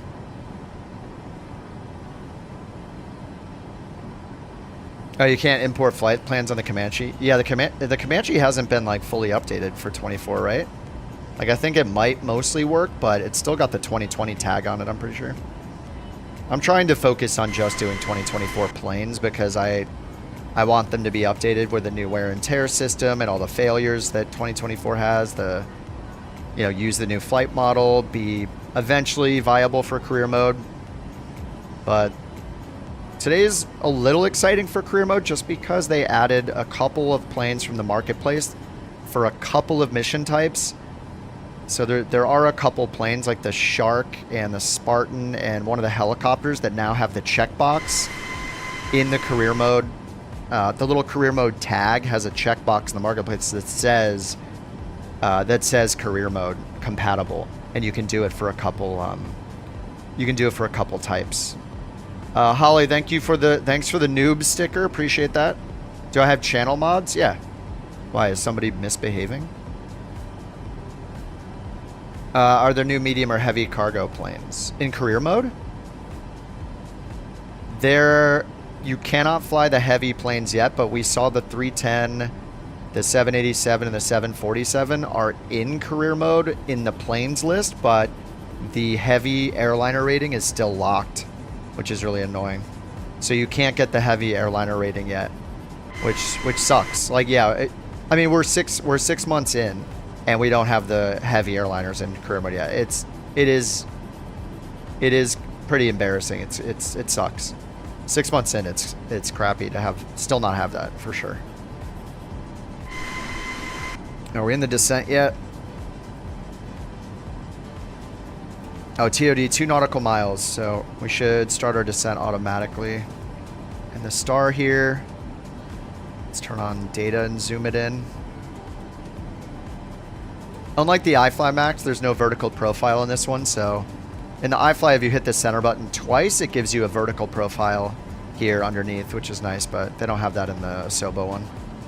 All right, there's the decel happening, and our descent is starting. In the Boeing, you just set your target altitude before top of descent, and when you reach top of descent, it starts the descent for you. If you're flying an Airbus, you have to click the descent button yourself to get it to start. What's VROS? What is that, Kevo?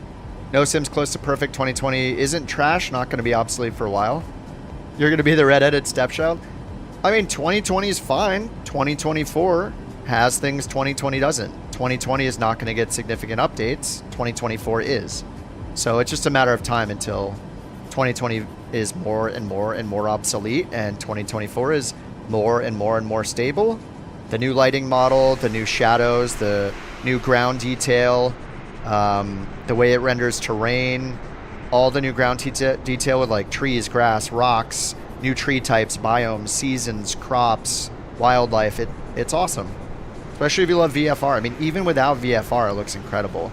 The clouds even look improved in 2020 compared to 24. But if you've ever done photography or you've ever done, you know, 3D design or anything, you know that lighting is like half the battle. And when you update the lighting, you update a lot of the visuals in the sim.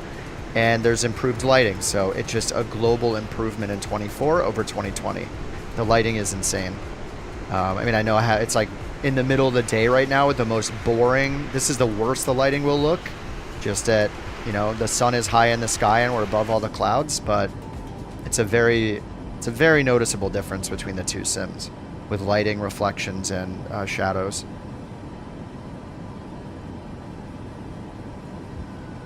I mean, it's basically like if you take a game like people will put reshaders on games, right, or mod games to use a newer lighting engine, and the difference is incredible, right? Like Cyberpunk mods or something, for example, updating, adding different ray tracing and shaders and all that. Like you've seen it in every other game. It's no different in Microsoft Flight Sim. Lighting does a ton to a game, just like it does to a photo.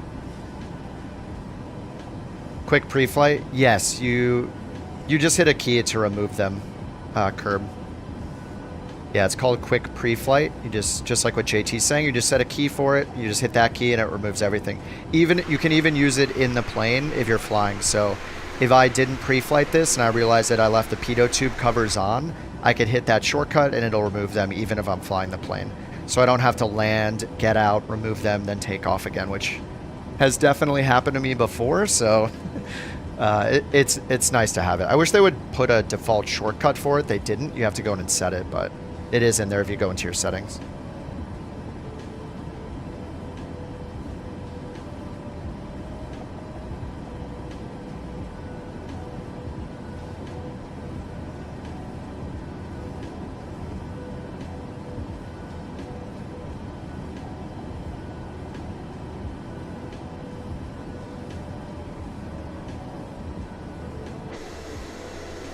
$2024 Super. Oh yeah, we have people that are here hanging out regularly who are playing with 3000, and I think some people are even on 2000 series NVIDIA cards still.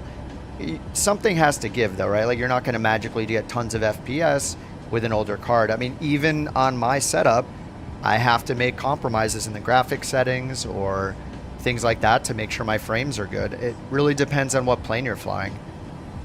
Like just because I have the avatars loaded in here, all of the passengers, oh, I can't go back. All the passengers are seated back here. Like that is going to eat away at my frames. So if I had the graphics turned down lower for these, when I first loaded them, there would be more duplicate avatars in here, and that would probably save on frames. The things that take up your frames mostly, like your CPU, like terrain level of detail, or the main things in general are obviously like resolution is very high on the list. Terrain level of detail, the ray trace shadows, and trees. If you have trees on ultra, those are very harsh on your settings, on your performance. So just start on like the medium preset and go from there. It just depends day to day what you're playing, where you're flying to, and how many people are around you. Just having more traffic around you can cause a lot of performance problems. If you have air traffic, turn to ultra. Anytime somebody near me, if I have it turned to ultra, if somebody loads into the PMDG 777 next to me, this is a horrible thing about Microsoft Flight Sim. It will literally load the 100% full resolution and textured version of that plane. So to avoid that, you need to turn that air traffic setting down so it will load in generic models instead. But things like that just really eat away at your frames. But there, you know, there are enough settings where you can get your performance to be good. And now that FSR is in there, FSR has been really good, so. Console users should turn off photogrammetry. I don't actually know if photogrammetry is more of like a, if it's going to hog your resources or just your internet. I haven't tested it myself, so I'm not sure. And also on console, you don't have as many settings. Like, you don't even have a graphics settings section to go and turn off parked aircraft on the ground. You can't even go in and turn those off. So that can be frustrating on console for sure. Oh yes, that's right. Texture resolution, yeah, for VRAM. Some people go down to medium, and it's not even that bad looking. Like, it looks fine. I think I'm on high right now. But yeah, medium texture is fine, and that'll help your VRAM a lot. There are a lot of YouTubers that do performance videos, and comparisons and stuff. There's no shortage of people. Like, is it Island Sim Pilot does a lot of those. And people will make guides on Reddit and stuff like, hey, here are the top 10 things that mess with your CPU in Flight Sim. So you just go through that, look at the top ones, turn them down one notch, see if it helps you.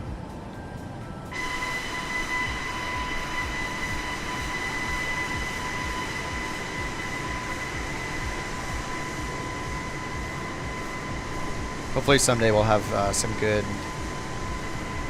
good custom liveries we can use for these things.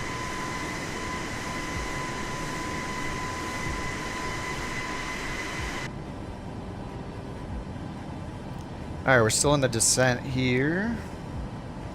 I guess I'll contact Denver Center. Let's see if they give us anything new. Oh, yeah. Well, they haven't fixed this bug, so there's a bug where... Hello there. Looks like he's in the window. Hello there. What's up, Evo? How you doing, dude? I guess they didn't fix this, but this is an annoying bug. You have to request flight following before you can request IFR clearance. I guess it forgot about me. Denver Center.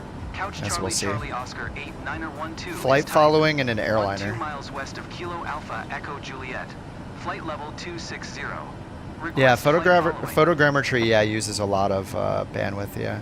I turn off photogrammetry pretty often, actually. And the main reason is the melting building. So what I was talking about earlier was, like, with photogrammetry, you have to decide. This might take a minute for it to apply it, but with photogrammetry, the plus side is how good it makes terrain look in certain places. The downside is how bad it makes a lot of buildings look. So it's kind of annoying that you have to pick between enhanced terrain or melting buildings, or enhanced terrain with melting buildings, or slightly worse terrain with non-melting buildings. I usually pick the latter. I usually pick no melting buildings, and I don't care if the terrain's a little bit worse.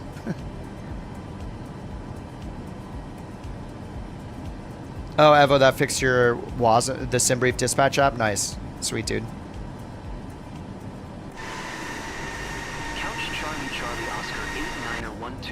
Oh, thanks, Jason, with the custom liveries.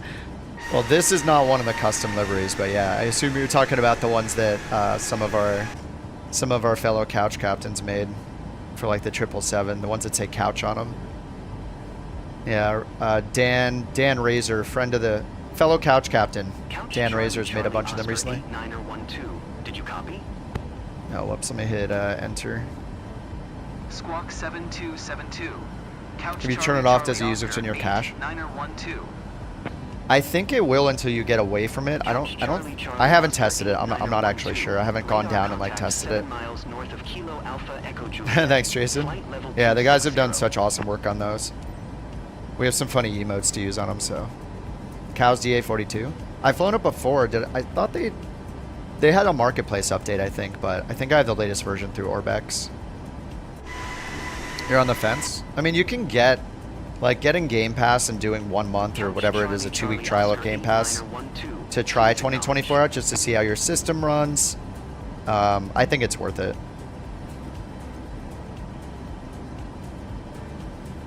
Roger. I think the reason to stick with 2020 is your hardware can't handle 24, your internet's not fast enough. But even if you have like a 3000 series NVIDIA, like you can get away with medium settings, I think, maybe even better.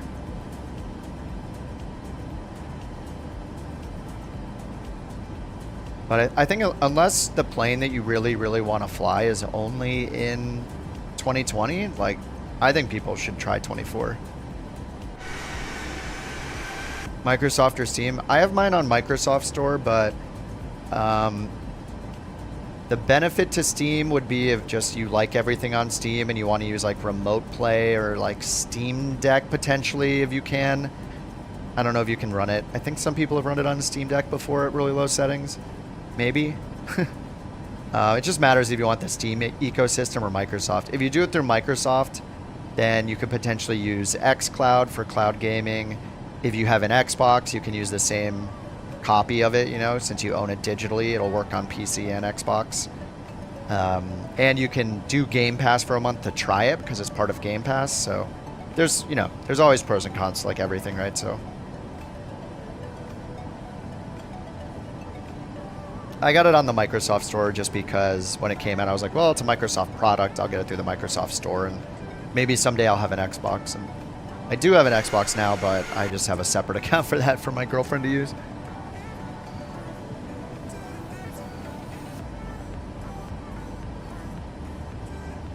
All right, we're still on our profile. I didn't do any of my checklists here. Pressurization, landing altitude, we already did that up top. Evo, thanks for the gifted sub, dude. Brett, welcome to the Couch Captains, courtesy of Evo. Thanks for the gifted sub.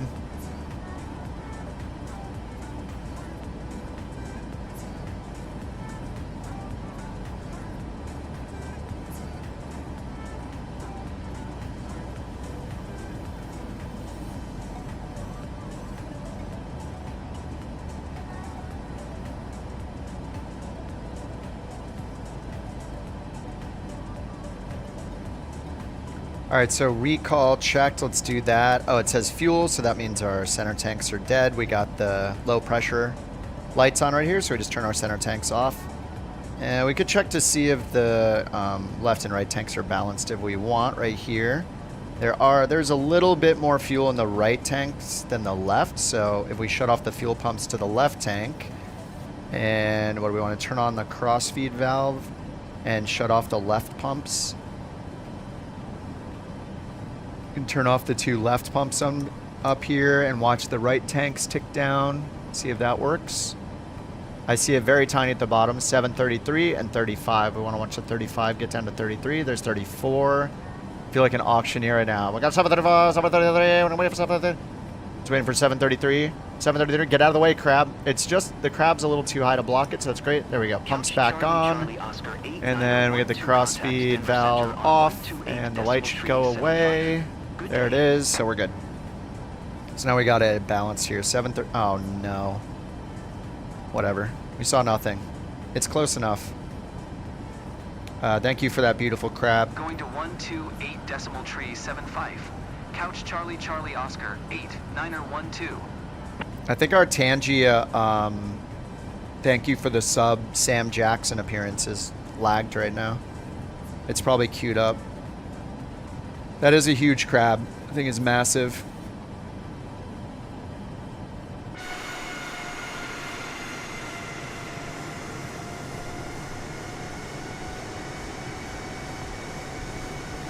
Oh, I'm a total lurker myself. Sometimes I feel bad calling their name out, but their name is shown in chat, so it's not like they're, yeah. But I lurk myself pretty much all the time.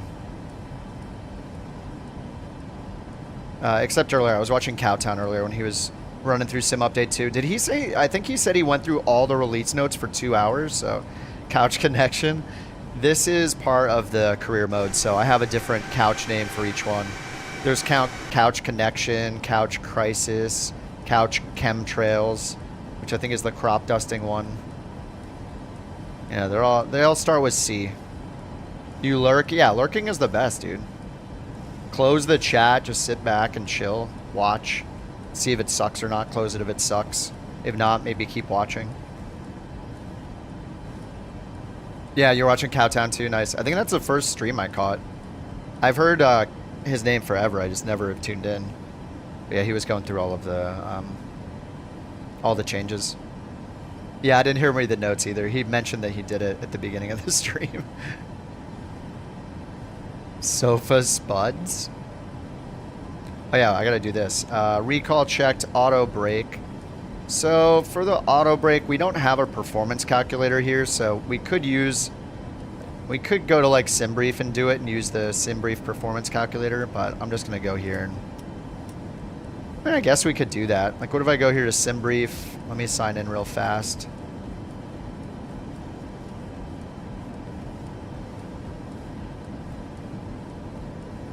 All right, and then we can go to new flight.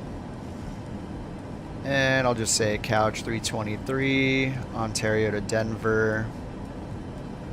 And we'll choose the 737, B38M Max. And then we'll choose the Asobo one, passenger variant, EFB or McDo. I don't know what the difference is. Anyway, we'll just generate this. I have it set to kilograms, but we really just want the landing performance.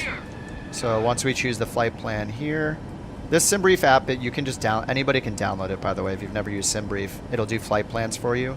It's got a lot of GA planes, a lot more airliners, I'd say, but it's got a good mix. And you can, if it's a airliner, then like a high performance plane, you can go here to perf and do performance calculation for takeoff and landing. So I'm going to populate and then go to landing, populate the weather. It pre-fills all the info for this flight, so it knows which runway. Looks like it's expecting runway 34 right, which is different than what we're expecting. We're expecting 26.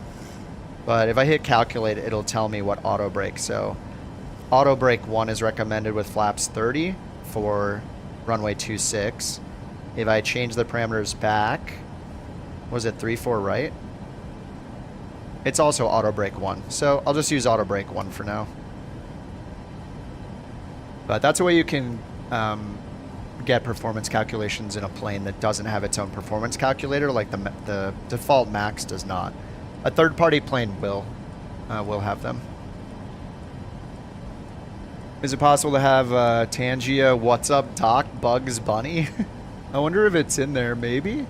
Let me see if it's in the interactions. All right, we're at, let's go ahead and change off standard altimeter real quick. Let me grab the weather. Okay, up here, back to Denver. Runway recommendations 25 and 26. Yeah, it's got a crazy headwind there. And runway 26 is what I think we're set up for. Runway 26. So yeah, runway 26 is 12,000 feet.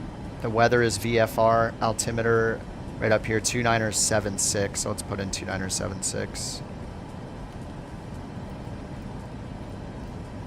All right, there's a pre-selector in this. I just didn't use it. Let's sync our heading bug straight ahead to the white triangle and 2976 over here. Hello?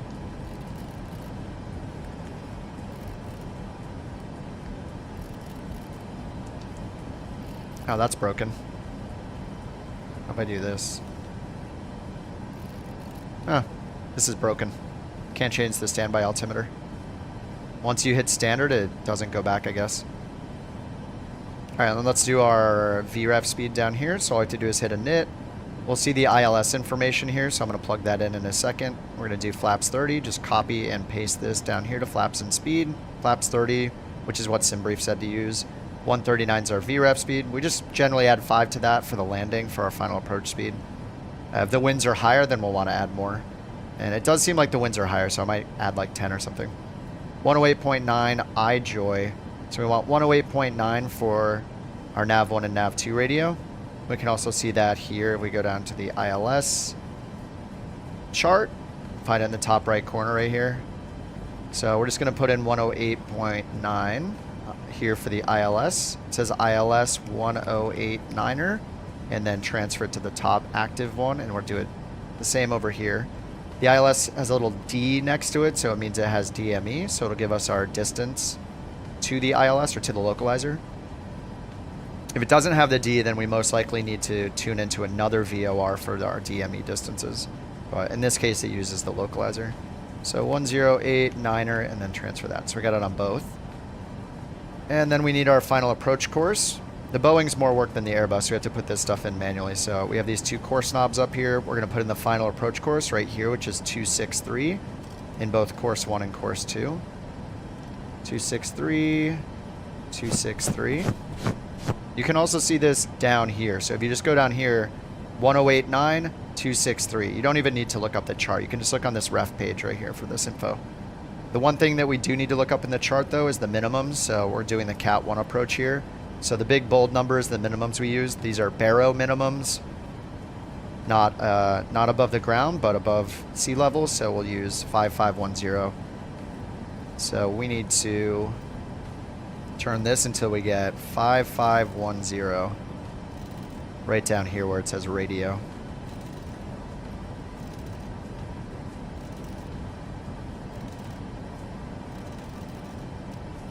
Alright, 5.3. This thing has some acceleration to it, so it can be kind of hard to get it perfect.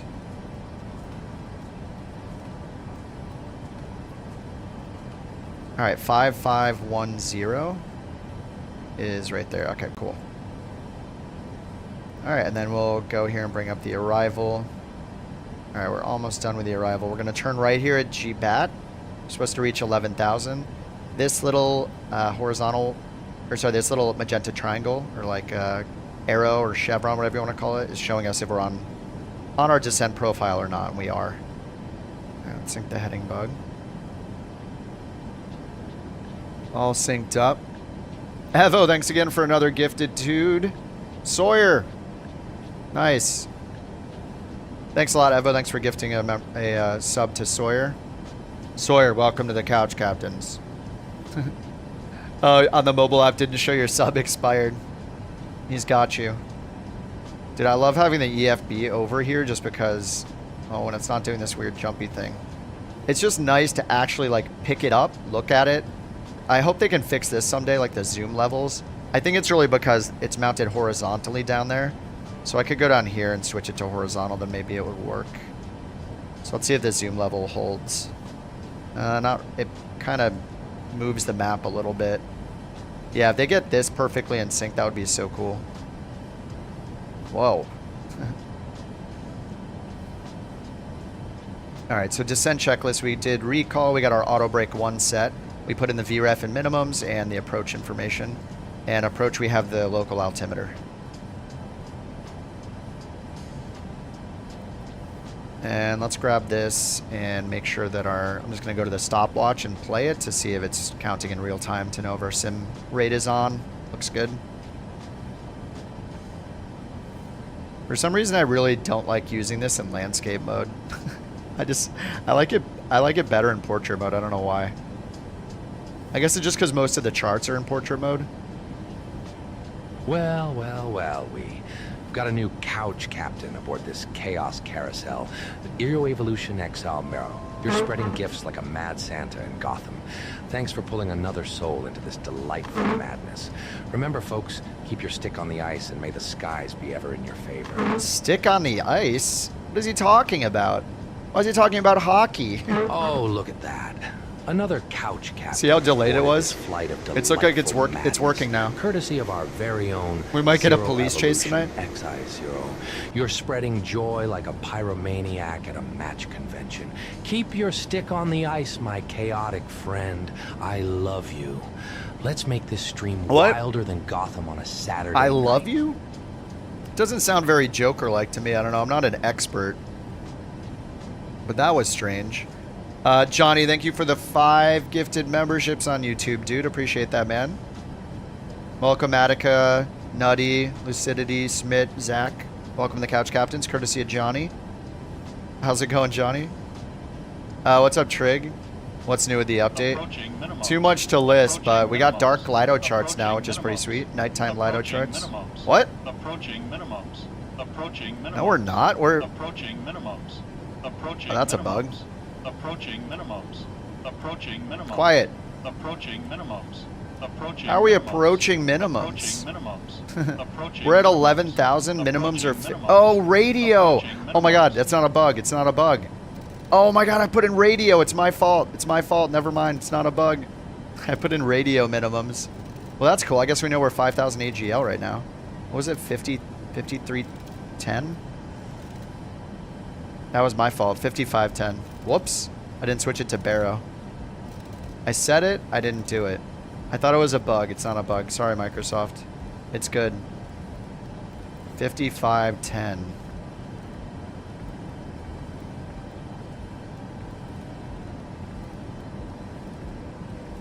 All right, 5510. There we go. All right, and we can see the glide slope here, so we're going to keep going outbound until we get the glide slope. Airport's back there. It's not a bug, it's a kip. Yeah, my bad. It's true. Oh, we are quite nose up. Why are we going 190? Oh, it's got us at 174 knots. Let's do speed intervene and pull that up to 200 for now. Until we make our turn.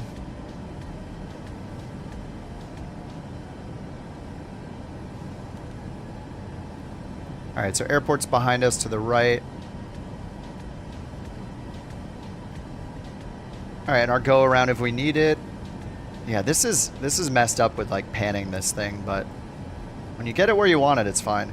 We'll eventually go down to 7,000, and then our go around, we're doing a climbing right turn, 5,900, and then looks like we're climbing more. Interceptor radial out to C duck up to 9,000. So 9,000 for the go around. We'll use LNAV for it. Radial 019 to D at the DVV for the DVV VOR, which is where Denver. Oh, it's mile high VOR 114.7. So could put 114.7 down here. We go down here 114.7. Then we can turn on VOR 2. How is it? Number 4. VOR 2 up here. There we go.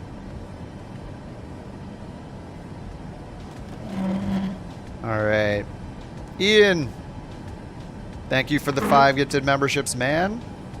5 new couch captains. Dunning, Sleeveless, Josh, Devils, AJJ. Welcome the couch captains. All right, we are above the profile still, so I think we're still just going outbound. Thanks a lot, rookie. Dark mode Lido charts, I know. They look good. All right, so we'll need to get down to 7,000. Let's put in 7,000.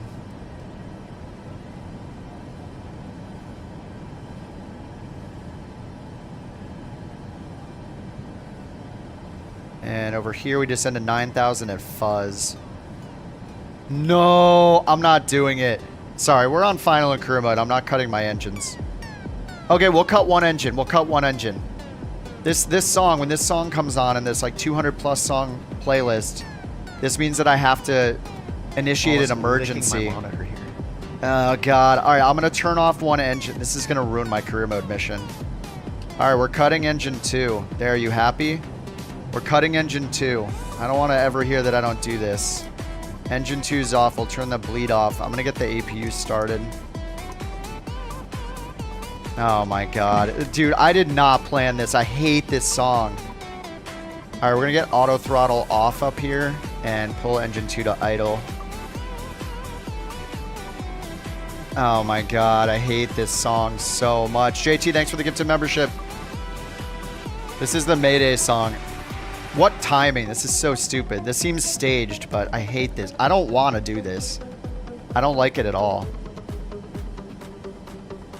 All right, we're just going to vertical speed it. Just want to tell you both good luck. Thank you. Thank you very much. Just going to vertical speed this down.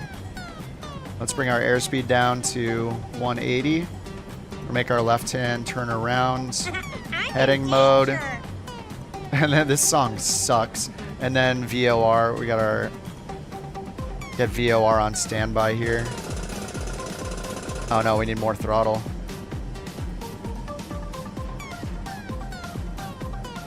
Alright, 1 throttle. We shut down engine number 2. And it looks pretty shut down. Well, I guess we're testing the single engine performance of this baby.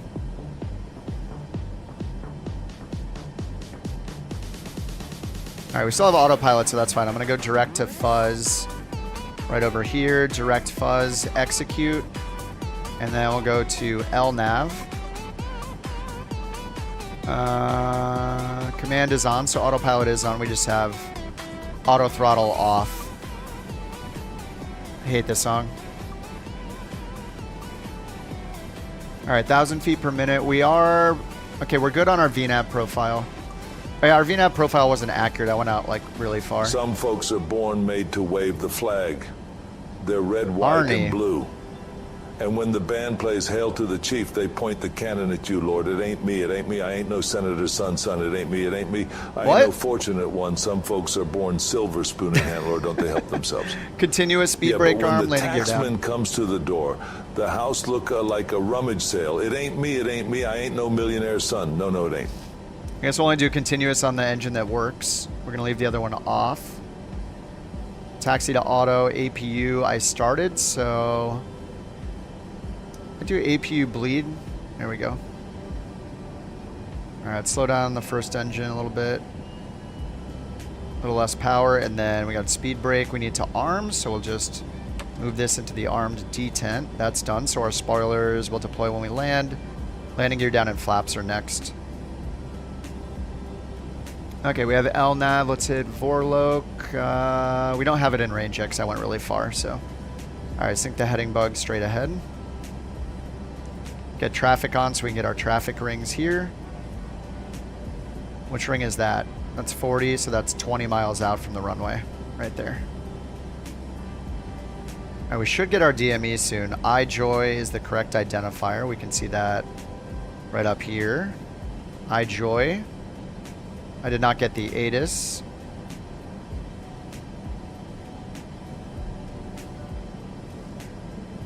We have auto throttle off because I want to leave this in idle. I don't know what the single engine procedures are for this thing. Or really any plane. Deluxe or Aviator? Premium Deluxe is probably the most popular choice, I would guess. Premium Deluxe has a lot of good stuff in it. Aviator, I mean, it just depends on which planes you want. Just go Google Microsoft Flight Sim planes list or whatever, and just look through the planes. And it is best to buy the edition you want first, though, because the planes cost a lot more if you buy them after the fact, or if you do the upgrade after the fact. So it's better to buy the edition first if you can afford it, if there are planes in it that you want. Otherwise, you know, just get whatever edition has the planes you want. How long have I been playing Microsoft Flight Sim? Since 2020 came out, since the day it launched. Before that, I just played X-Plane 11 a little bit for a couple months before 2020 came out. All right, so with the engine 2 dead, I guess we can do crossfeed and turn these pumps off. Maybe that's the way to do it so we don't get too imbalanced. Kind of want to transfer. How do I transfer the fuel? Or do I leave crossfeed on with the pumps? Crossfeed on with the pumps on, I guess, so it'll crossfeed into the left tanks.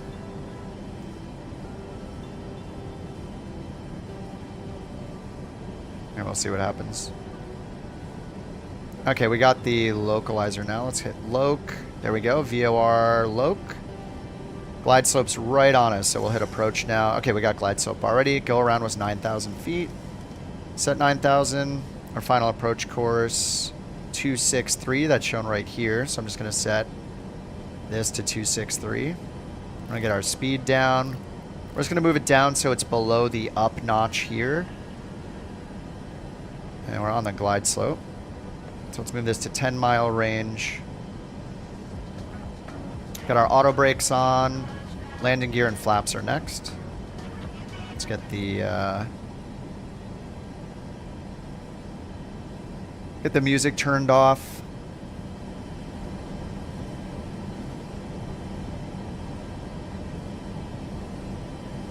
All right, winds right now 20 knots from the front. So let's pull back our throttle. We need to get much lower. Let's go into idle on the throttle. Flaps 1, 2, and 5 can be used at 250 knots. So I'm going to get flaps 5 out now. We're 10 miles out. All right, flaps 5. Watching the flaps indicator here. Watch our airspeed go down. We want to get down to the flaps 5 speed. I mean, ultimately, we're going to get down to our VREF speed plus 5 or more for the wind correction. So that's 144. 2500. All right, 2500 AGL. Okay, then our next flap speed here, we can get 15 under 200 knots. So let's do that. 2 more notches for 15 and gear down.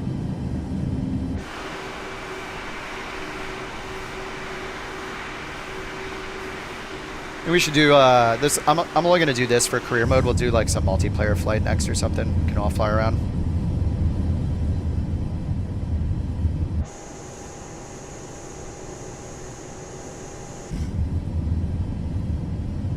All right, adding engine power.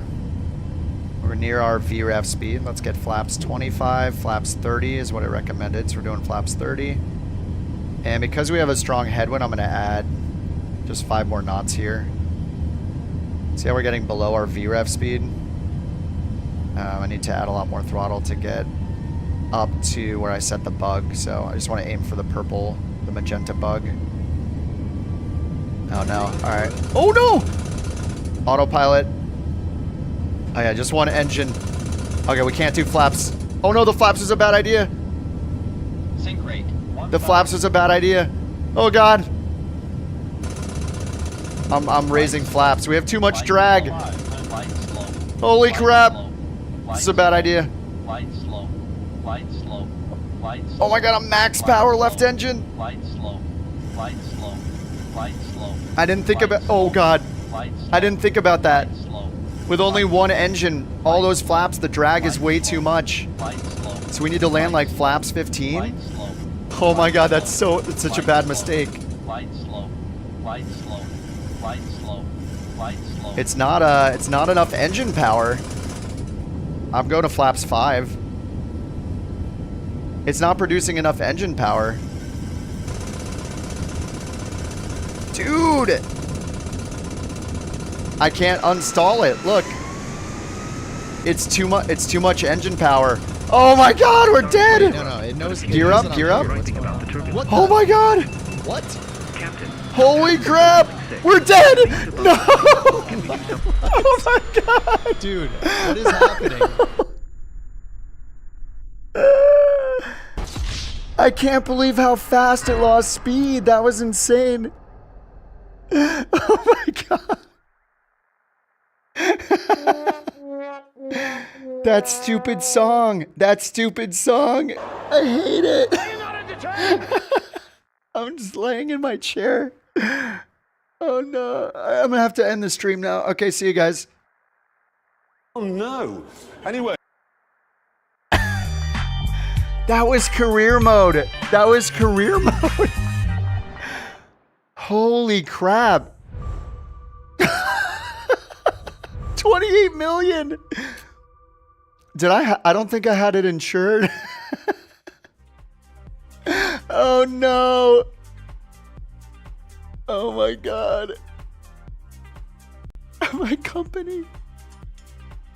Career mode sucks. Uh-oh. Oh, 100%. Oh my god, I insured it. I insured it. Oh, thank god.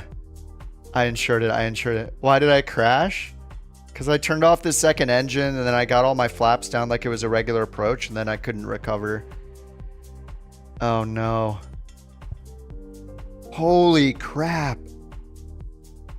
I mean, that makes a lot of sense. What also makes sense is like I was putting in full left engine power and I couldn't uncrab it because I left the engine to full power. It was so good right up until the end. Guess that's always true, isn't it? Oh my god.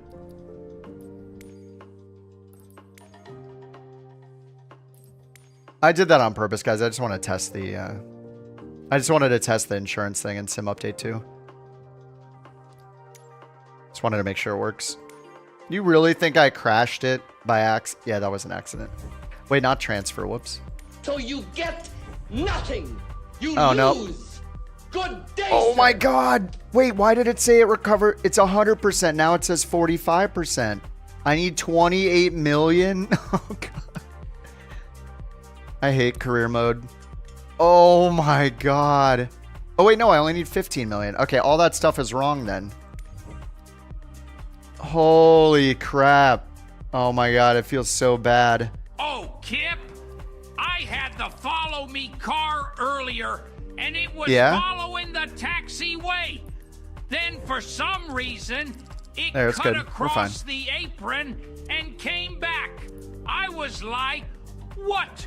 More failures, plus. Plus? More failures, plus?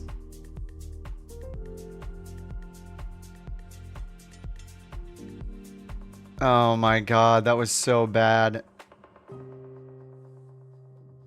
I think my volume is too low, right? Let me try to fix this. Sorry, I think my volume's been too low today.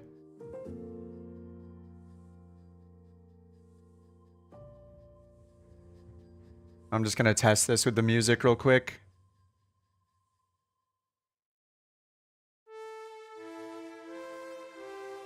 You didn't make a TTS? Wait, what do you mean? Why is what a TTS? Oh, you sent you lose with Tangia?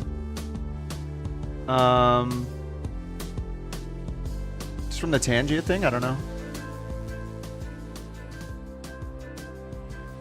Let me just make sure my volume isn't wrecking everybody's ears. It seems like it's okay, right? I think it's okay.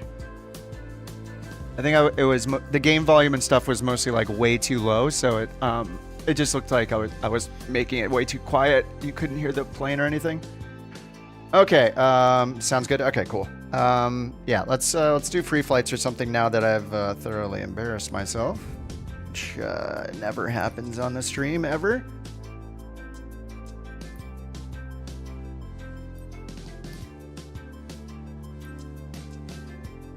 The message about the car?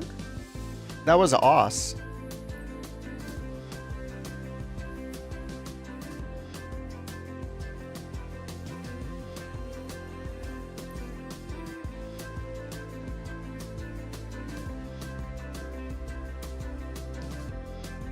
I think Oss just copied it, Evo. Okay. PC-24? I don't know if I'm allowed to fly anything with jet engines on it anymore, though. That's the big problem.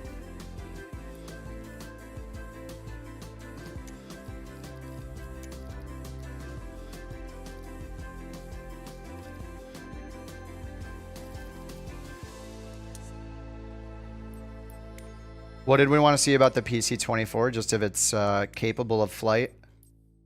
Or we want VIP? Isn't there the sweet blue one here? Oh, there's this one. This one's pretty sweet. Why does it keep changing my flight number?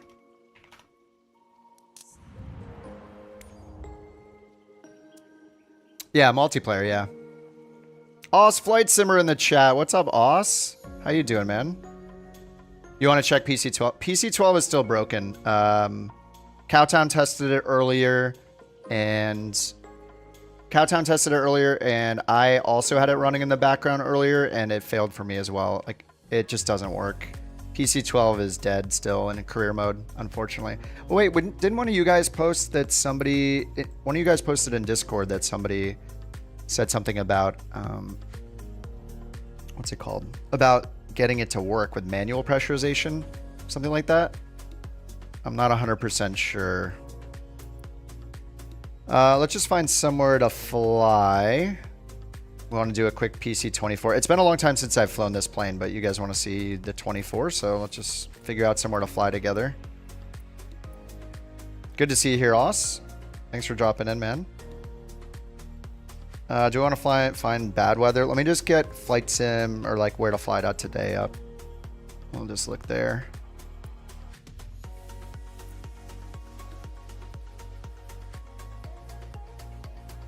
Oh, there's a new soundbite. Oh god. Holy crap! We're dead! No! Oh my god! Dude, what is happening? Wait, did I hear... Did it overlap? What is happening? Holy crap! We're dead! Okay, I'll approve that because I clipped the microphone. Sorry about that. Oh, God. It had another soundbite? Oh, it was playing while it was happening. Oh, yeah. That's right. Okay, let me use where to fly today and we'll get it going. Stream where to fly. I guess anything that can handle a 737 should be fine. Alright, let's just do this. Randomize. Not Las Vegas. I think this is just picking US. Van Nuys? Don't worry, Kip. That's we in my will ignore backyard. The career situation. Van Nuys to Palm Springs. Van Nuys to San Francisco. We could do Van Nuys to Palm Springs. That's a short, but should be a nice one. We're just going to use the EFB just because there's updates with the EFB, so I can show you guys a couple new things, just in case you haven't used the beta. Alright, we'll do ramp GA medium and turn on the sun. All players. We're on USA West if you guys want to join. I just always do live weather and turn the sun on. And I'm at parking 107. In the valley? No. I am in an anonymous area of Los Angeles County. But yeah, I live in LA. I mean, I consider every LA airport near me. I'd say the same about John Wayne, Long Beach, LAX, you know, Ontario. I live at LAX. I mean, when you're a real pilot pretending to be a crappy pilot in a video game so people don't think you're a real pilot, then yeah, that could be true. I'm on Radford near the In-N-Out. I wish. That sounds so good right now, actually. So the quick pre-flight, if you guys haven't set it, go into your settings under controls. Either type in quick pre-flight right here, or you can go into the tools section. You can go down here into tools and then open up simulation shortcuts and scroll down a little bit and find this quick pre-flight. This will remove all the covers, shocks, and everything if you hit whatever button you set this to. So I just did Control Shift Q. The Q stands for questionable decisions made while flying the 737 in career mode without full insurance. So then when I hit that, it'll remove everything. I did notice in the CJ4 though, see all of it's gone. And you can use that when you're in flight in the plane in case you forget things like the pitot tube cover. The CJ4 though, I loaded that as well earlier, and the CJ4 has a cover over the windows, like over here, and then it's got tie downs, and those do not get taken off when you hit the quick shortcut. So, all right, let's just do our route here. So I chose Van Nuys and Palm Springs. So now what you can do, or you could do this before, but it only used to look at en route waypoints. Now if you hit find route, it will bring in VFR, or it'll bring in departure and arrival procedures too. So we'll see if it brings in either one of those. Yeah, see, it's bringing in the Harry's 5 and then the Sizzler 3. So this is more like the capability you get from the web-based flight planner that Microsoft made. So it's giving you a full IFR flight plan here. So now you can just hit collapse if you want. And because we did our flight planning here in the tool, it's going to automatically pin any Lido charts for us. So now we have the Harry's 5 auto pinned. We have the arrival automatically pinned. We have the RNP approach it's suggesting automatically pinned. And any changes you make here in the route section, say we change the RNAV here to the VOR and hit change procedure. Now if we go to charts, it unpinned that, and I guess there's no chart for the VOR approach. So it will synchronize what charts are automatically pinned on the knee board here with what charts you've chosen over here, or what procedures you've chosen.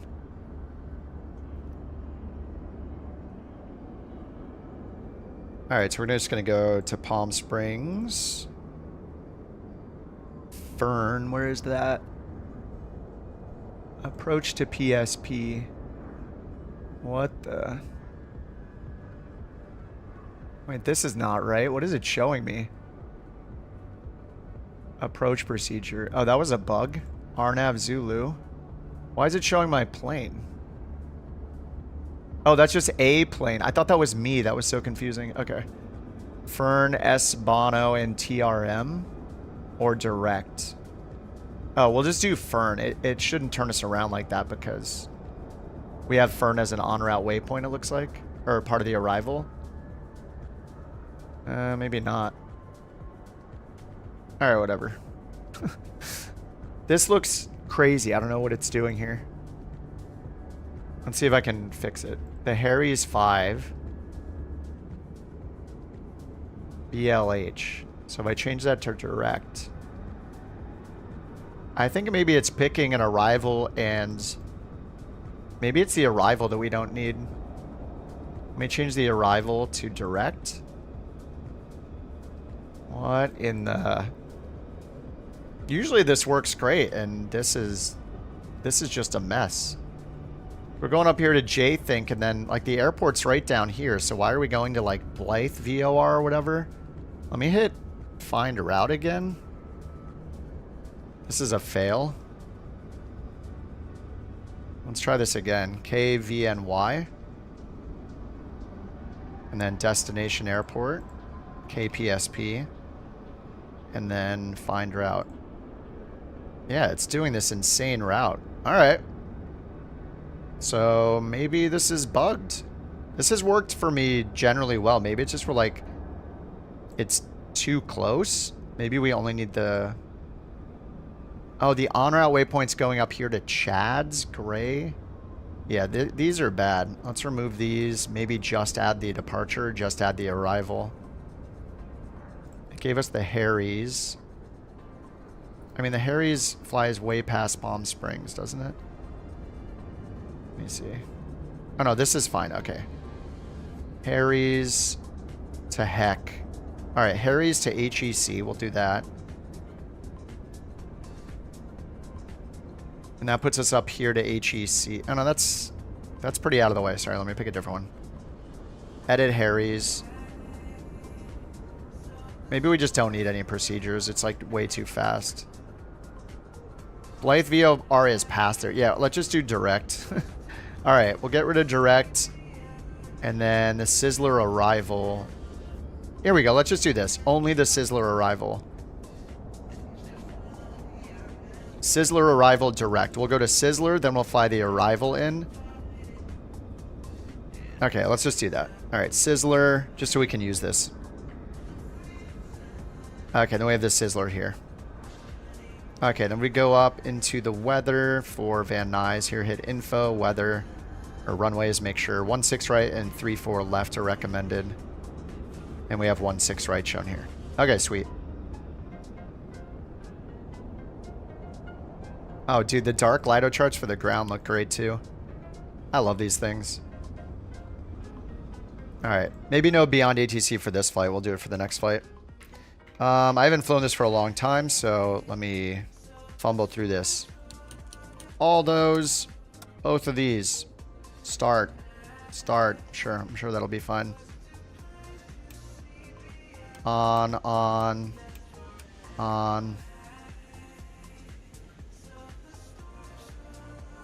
Start. TAWS system test. Okay. What's new in the update? There's too much to list, really, but there's EFB improvements, some performance improvements, career mode filters. It's impossible to list everything, really. I mean, there's like so many planes have bug fixes, but I do have the release notes pinned at the top of the chat, Condor, if you want to click and scroll through them. What's up, Tony? How you doing, man? You reckon this is a repeatable question? I do. I think of VRAM usage. I can't compare because during Sim Update 1, I switched from a 4080 with 16 gigs of RAM, VRAM, to the 7900 XTX that has 24. So for me, it's like not a factor anymore, so I'm not really sure.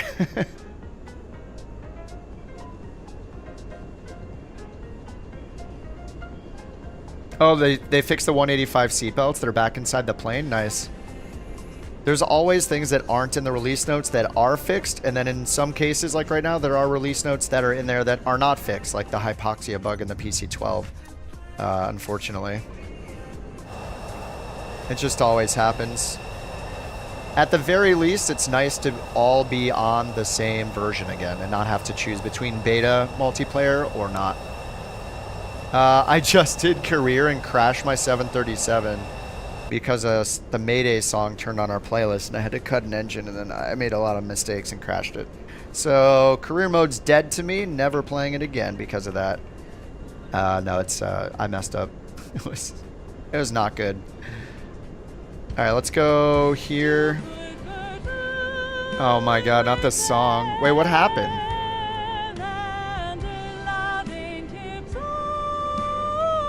This is a TTS. What a song.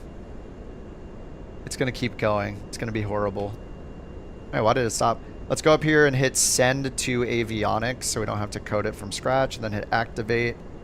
I'm gonna delete the discontinuity. We're just gonna go direct to Sizzler, which is up here. Oh yeah, I don't know. I forgot. If you guys have not used Sim Update 2, the beta, in the Epic, the Honeywell Epic avionics, you can now get the charts here. So if you hit charts, we get the charts in the avionics, which is pretty cool. And then you can zoom in up here and then reset here, fit chart, zoom, pan it around. We still do not have the ability to see our plane on these charts, unfortunately. So hopefully we get that at some point. Let's go to overlay, get the synthetic vision on. And I guess it's 2992 on the altimeter, is that right? What the heck? Kiwi, stop creeping around my plane. It's making me uncomfortable. It is 2992.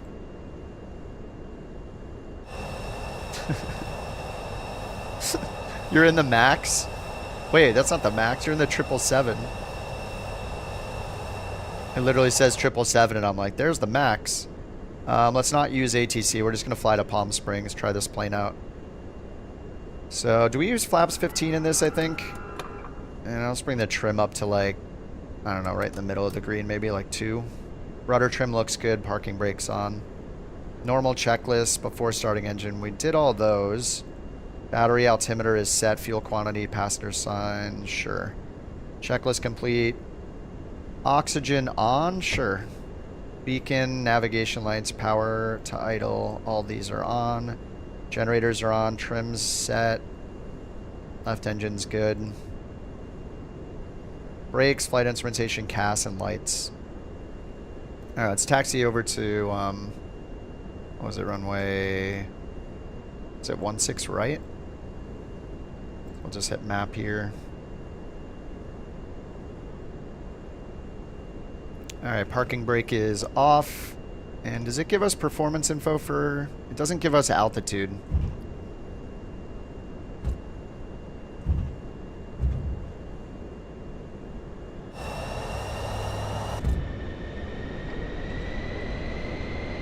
Does it have nose wheel steering? I don't think so. What is that sound?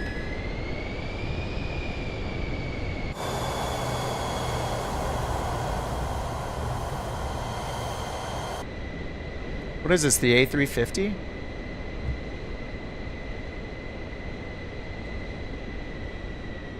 Or sorry, yeah, that was the A350 taxiway sounds, right? Or just insanely loud?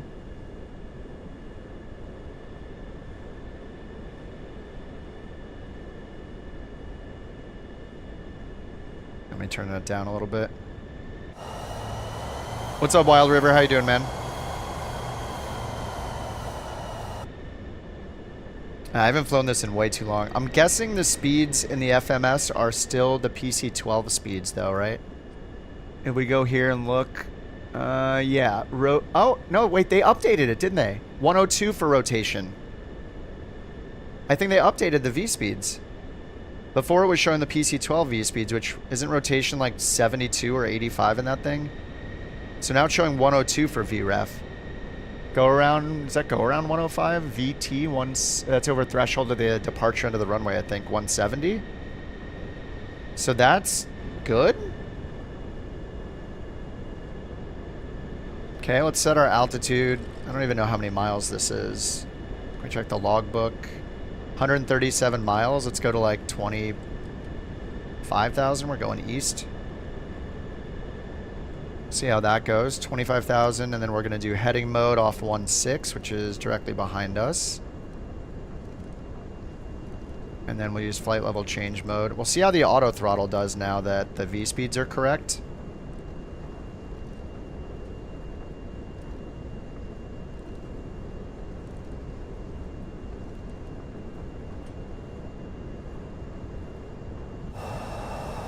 That's really nice those speeds are updated though.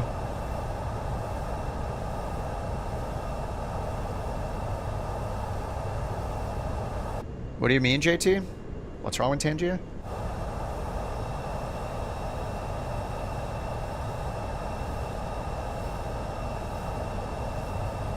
What the heck?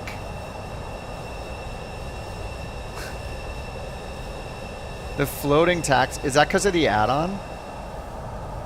I do have the taxiway replacement add-on. Maybe that's a problem with the add-on. They're kind of easy to read up there though against the sky. That's kind of nice.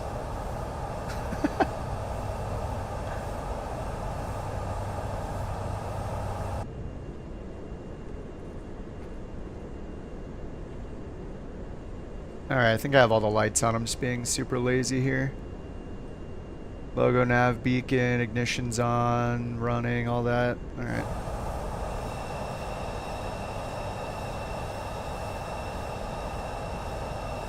Alright, let's go to Palm Springs.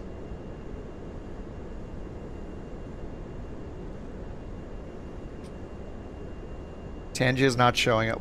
I don't know what you mean it's not showing up. What does that mean? Like under the video player? It was you? Okay. I think everything's good then. Reset altitude. So we're at 25,000. Let's sync the heading bug straight ahead. We got heading mode, flight level change.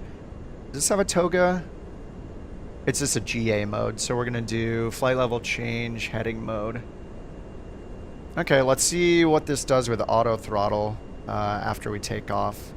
It's in FMS mode. And I think if I click auto throttle, does it turn it on now? No, it doesn't. Okay, we're good. And then air brakes are not armed. Alright, we'll rotate at, I guess at, no takeoff? Why not?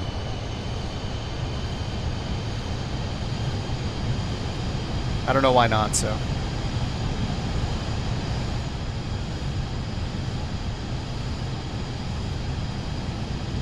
Rotate.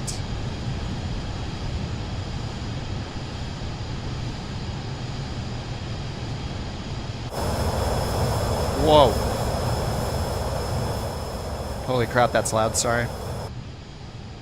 Yeah, well, you know, that's just like your opinion, man.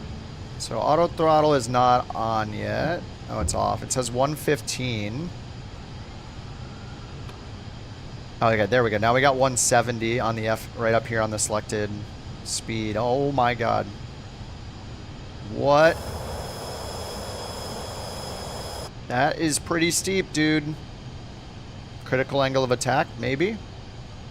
Okay, it's settling down.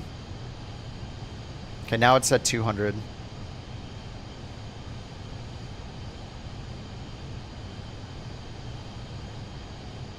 Alright, let's grab our heading bug and spin around here. Nav mode on standby.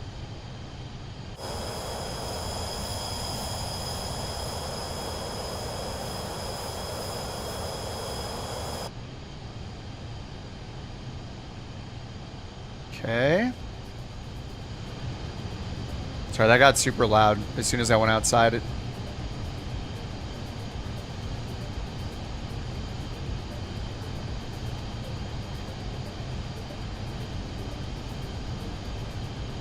The VSD, should it be on the, should it be over here? I don't know if I've ever seen it. Where does it show up? So the Honeywell has a VSD.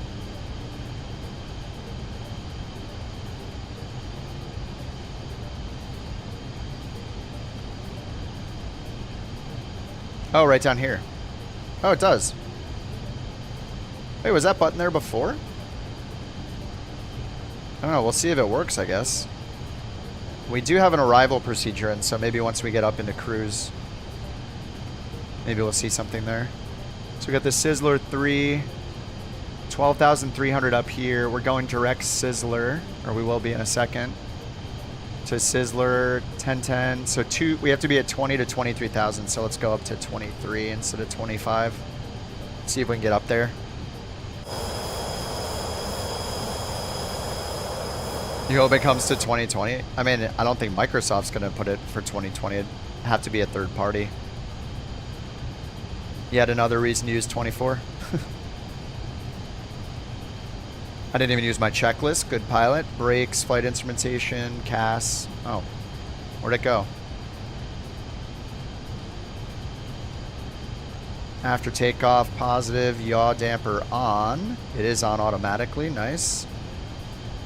Flaps are up. MCP is set by the auto throttle. Landing and taxi lights off.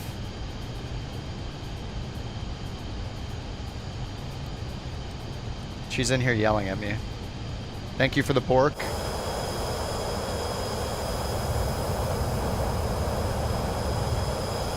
Whoa. 24 is just better.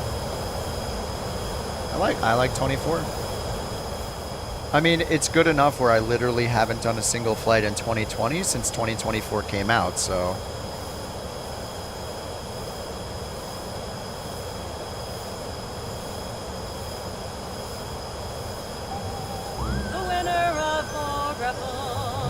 Nice.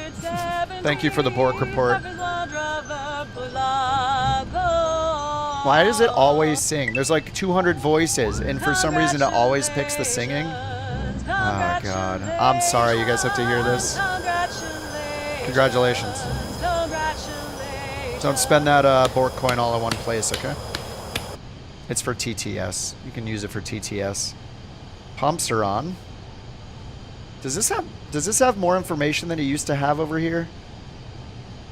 Wait, did we have the electrical? It's been a while since I've flown this. I don't know if they added this info since I've flown it last. I know that this is in the PC-12 and the 24. I'm not used to seeing the electrical stuff. The battery levels here. Plus 1 amp.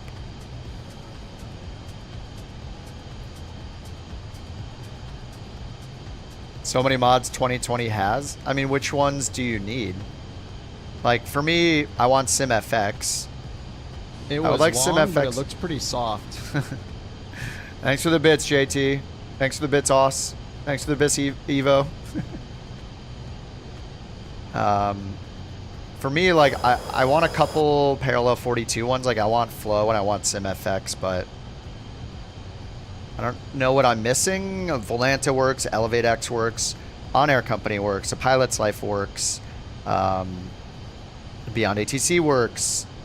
Yeah, Chase Plane. I mean, that's brand new, though, so we didn't have Chase Plane until recently in 2020 anyway. So it's not like that's been around for years.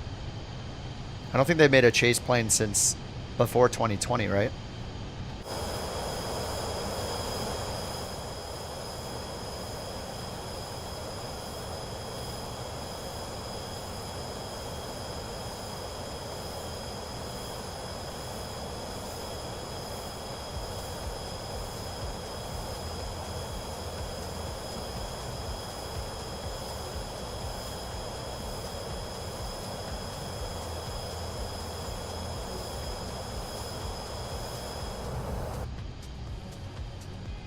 All right, we're at 20,000. Okay, yeah, auto thrust brought us up to 280. So yeah, it's got like a speed schedule in here for climbs and stuff. I didn't put in under here. I did not put in our cruise altitude, so I don't know if that's going to affect our pressurization or something. Is it under a nit? Here, altitude and speed. Here, 230. Okay, there we go.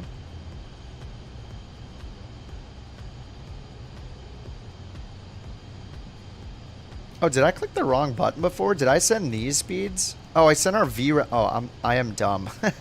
For takeoff, I sent our VREF speed instead of our rotation speed from here, which is 96. I made a mistake. I used the wrong speeds. So it looks like 96 was the rotation speed. I actually wonder if it calculates that based off our weight or anything. So we have 96 here.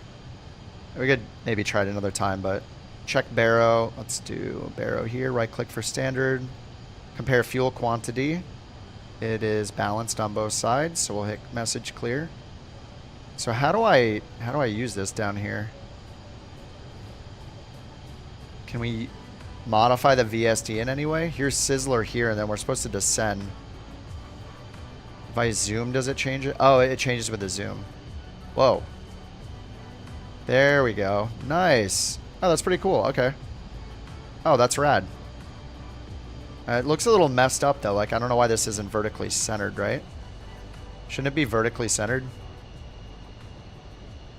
Maybe. What's up, Michael? How you doing? Crashing during flight. I mean, I feel I've been crashing a lot the last 2 weeks, so a lot of the time it comes down to add-ons, I think. Even if they're in the marketplace. I just reinstalled my whole sim yesterday to try to troubleshoot, so we'll see how it goes. PC24, I believe, is part of Premium Deluxe. Let me take a look. I still haven't memorized every plane, but I do have it here. Yeah, the Longitude and the PC24 are both Premium Deluxe.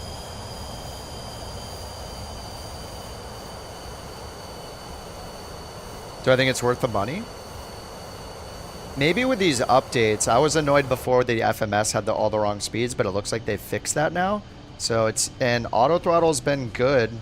The initial takeoff, maybe I just engaged it too soon. Maybe I should have gotten up until it set the speed to like I think I did it when it set to 170, but we were going too fast already. I'm not sure.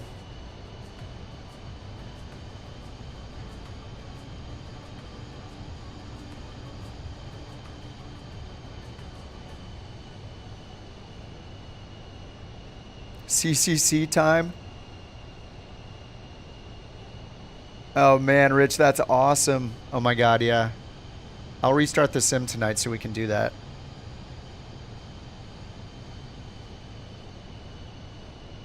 I don't know if I want to spoil it yet.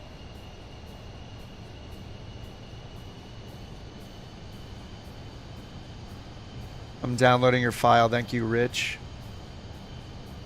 Can you send me do you have a couple more screenshots I can show? If you want me to show them now. Rich has sent me something amazing.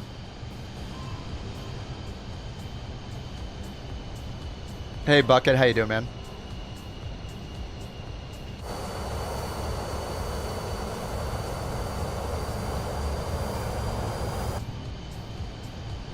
Alright, we should check our TOD at some point here. Oh, it's supposed to be right now. Whoops. 16,000. Alright, I need to start descending. I'm not doing a good job. Alright, let's do this. We're going to go vertical speeded down for a little bit. Vertical speed knob is still extremely fast. Let's see how it holds our speed. Do 2,500 feet per minute. Let's do more. Let's do 3,000. Catch up to the VNAV profile. Hit VNAV up here. Zoom this in a little bit. This seems a little buggy. Like I don't know if I have to click something. But it's not very useful. Oh, it's getting better. Wait. It's just because I switched to another one. It looks like it's just not zoomed correctly.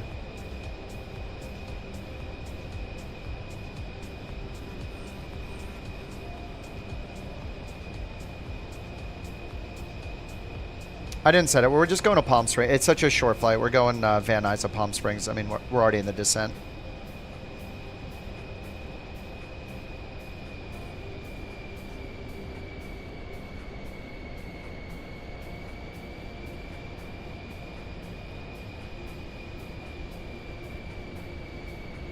I didn't even, I'd have to like make a new plane and all that stuff and elevate, and I didn't want to do it just now.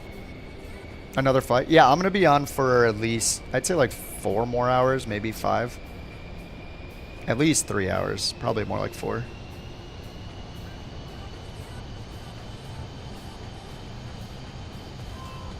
Alright, we're on VPAT now.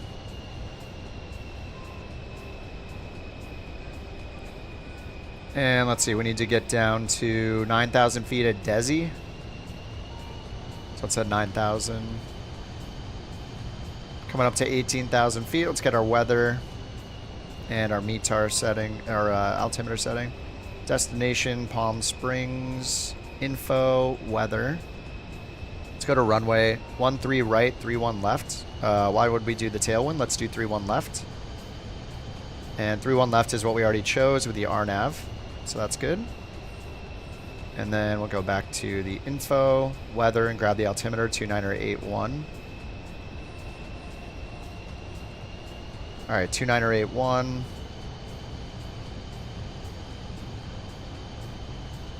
VFR, and we're 16 knot headwind and a 7 knot crosswind from the left. Gusting 2-4, so I want to add some extra speed here on final. All right, before landing, altimeter is already set. Landing and taxi lights on. We're at 17,000 for now.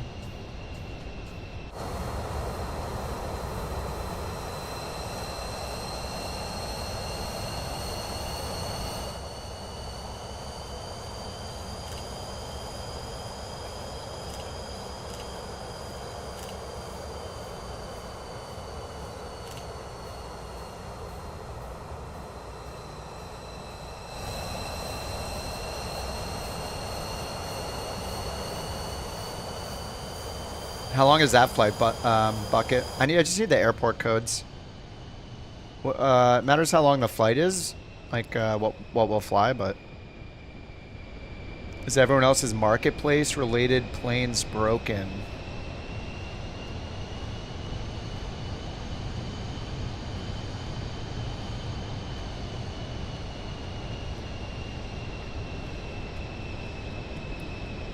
How long?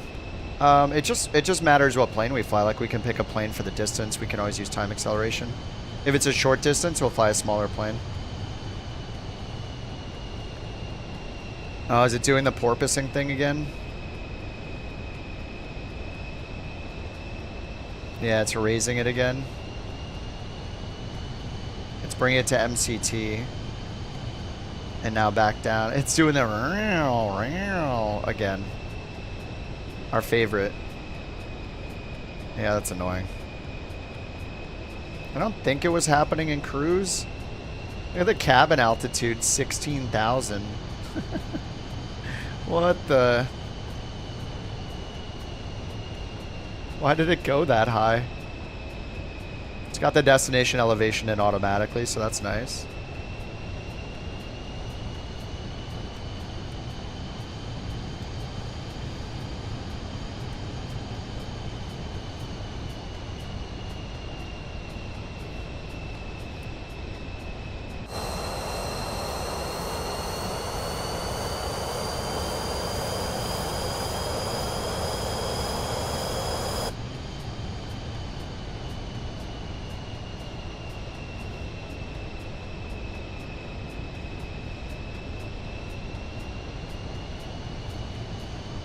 Alright, so let's set our V speeds from here. Does it let us? I think I sent it already. Okay, 102, 105, 170. So that's for the threshold crossing speed for after the go-around, I guess. And then the approach, we got 3-1 left, RNAV, 3-1 left, Yankee.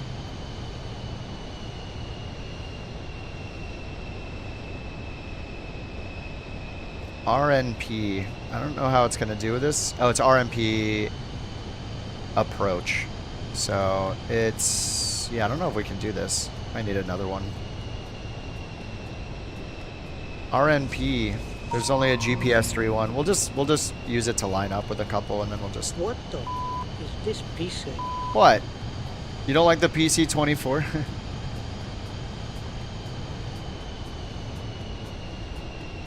All right, bucket KPHL to KMQS. Yeah, we can just hop around in different planes. Pressurization and auto throttle. Well, in this plane, in career mode, the pressurization didn't fail you, I don't think, right? It was only in the PC-12, and the PC-12 is not fixed. Not fixed. But yeah, the auto throttle seems not great. It's still doing the ringer. Like, the climb was fine, but now it's just getting kind of annoying. Thought I could just leave it at MCT, but maybe not.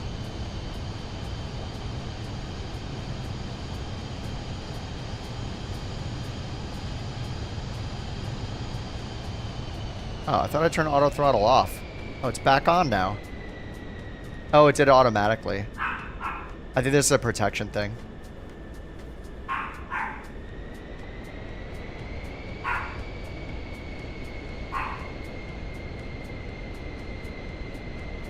Sorry for the Borks.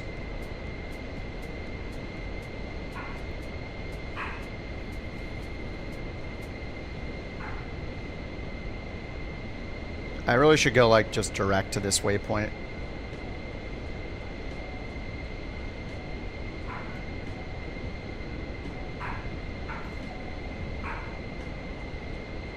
Direct to... Oh no, actually we were good. Raffle 476 is Sawyer Victor 89. Congratulations.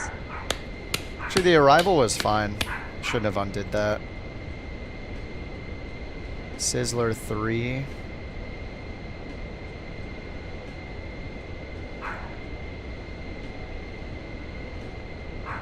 Uh-oh. Oh, there we go. Does that say moron? Nice.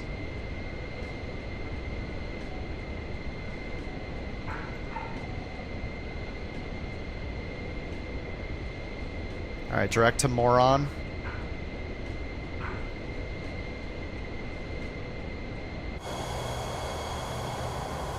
Coatville? No, I haven't. Bucket. Lots of bad weather in the Midwest right now. Bad weather is, I love flying into bad weather.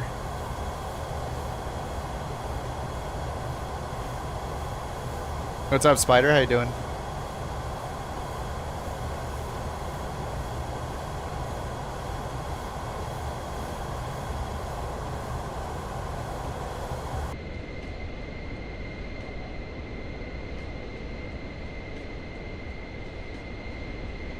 People always have complaints about 24. I mean, people always have complaints about every game, pretty much.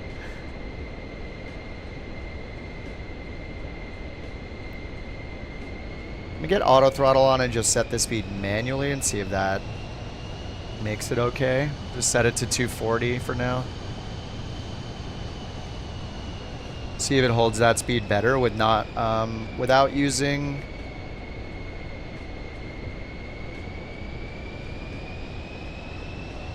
Without using the FMS mode.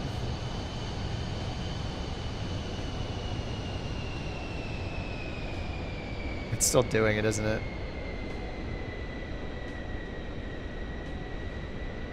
Yeah, it's still doing. All right, let's get that off. I guess the auto throttle is still not great. It worked okay. It worked fine during the climb. I didn't really notice it as much during the cruise, but a little bit on the descent, definitely. Out of video memory. You do get out of, I mean, it does warn you if your VRAM gets too high now, so that's a good indicator that you probably want to turn like your texture resolution down. How much longer? It says it was 6 minutes, but it's probably more like 10 or 15 by the time we turn around.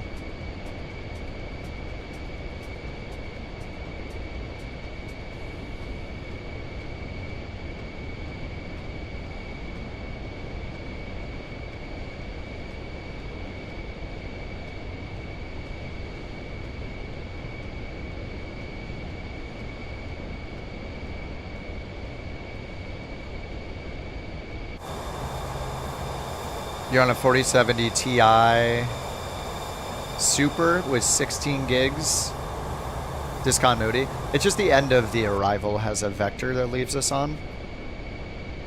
So we'll turn ourselves around for runway, is it 13?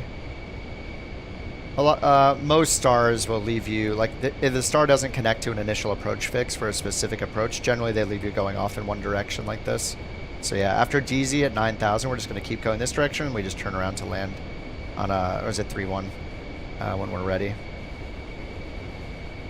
And then, yeah, we got, this is an RNP AR runway 31, so Yeah, AR is not... I mean, we'll try it. I'll see if it works with this plane. I don't know that it's going to work. Locked in at 60 FPS, yeah. Yeah, MMJ, it's the same avionics as the PC-12. It's the Honeywell Epic. Honeywell Primus Epic 2.0, I think is the full name.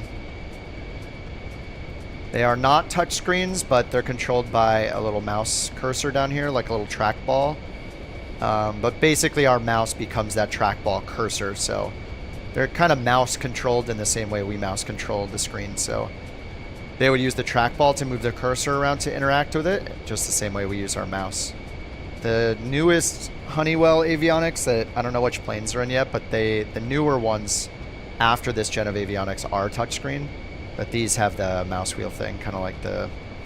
Is it the 777 or like... Is it the 350 and the 777 maybe? I don't know if both of them have it, but we've seen that in some other planes before.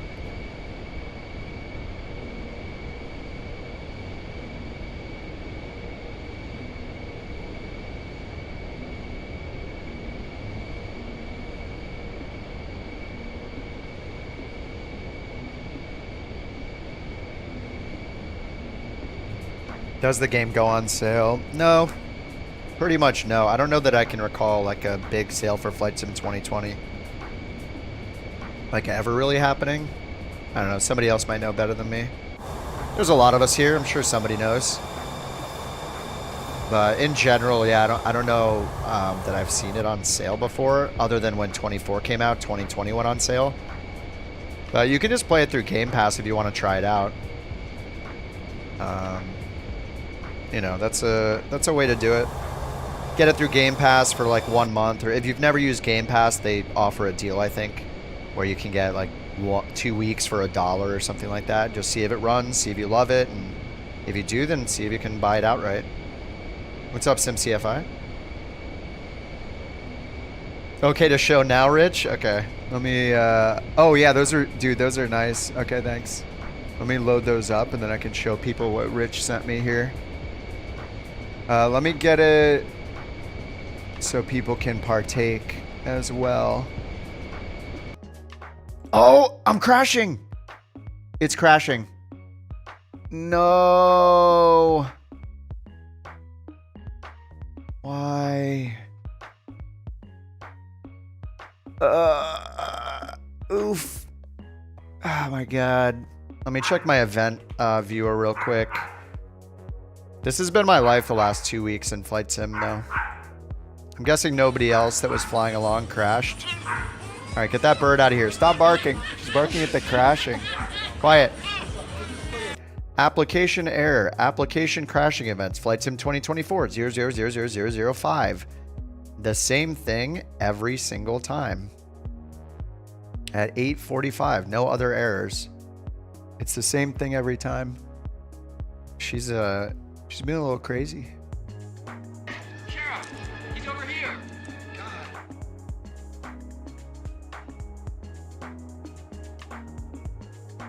Telling the mountain that the dog needs to calm down. Is accessibility. She's running away from the mountain now. Okay, so yeah, I know she's very cute. She's very cute, but she barks so much. Yeah, I got another crash. That's wonderful. I'm gonna have to uninstall whatever few things I have installed. I can't catch a break. I know. No crash for you guys.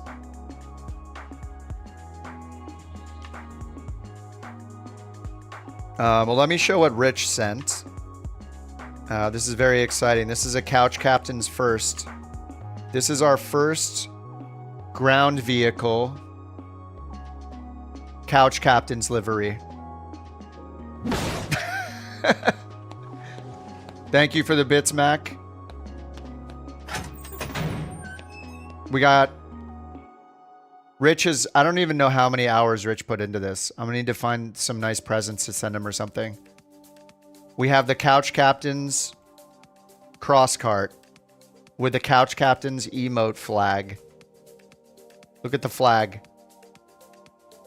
I just downloaded it, so I'm going to throw it on the Google Drive liveries folder right now for everybody. Actually, I need to... I think we should drive this right now. I need to close the sim and restart it so I can get this in there. Get her away from my face. What are you doing? The mountain is holding the dog right in my face so she'll lick me. Okay, okay. Don't eat the headphones, please. Let me throw it in the Google Drive real quick for you guys.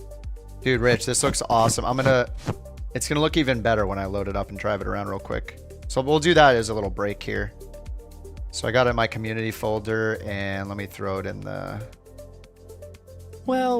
in the drive if I can find We've got it. ourselves a new couch captain climbing aboard this roller coaster. Oh, of JT, chaos thanks for and gifting a clouds. sub to A round of Rich. applause What a nice for dude. JT Zavito 36, who's handing out subscriptions like a twisted Easter bunny in Gotham. Welcome to the madhouse, my dear flight enthusiast. Stick your landing like a knife in butter and keep your stick on the ice. Why does he keep saying to keep your stick on the ice? I don't understand. Is that a Joker lore thing? What is he talking about?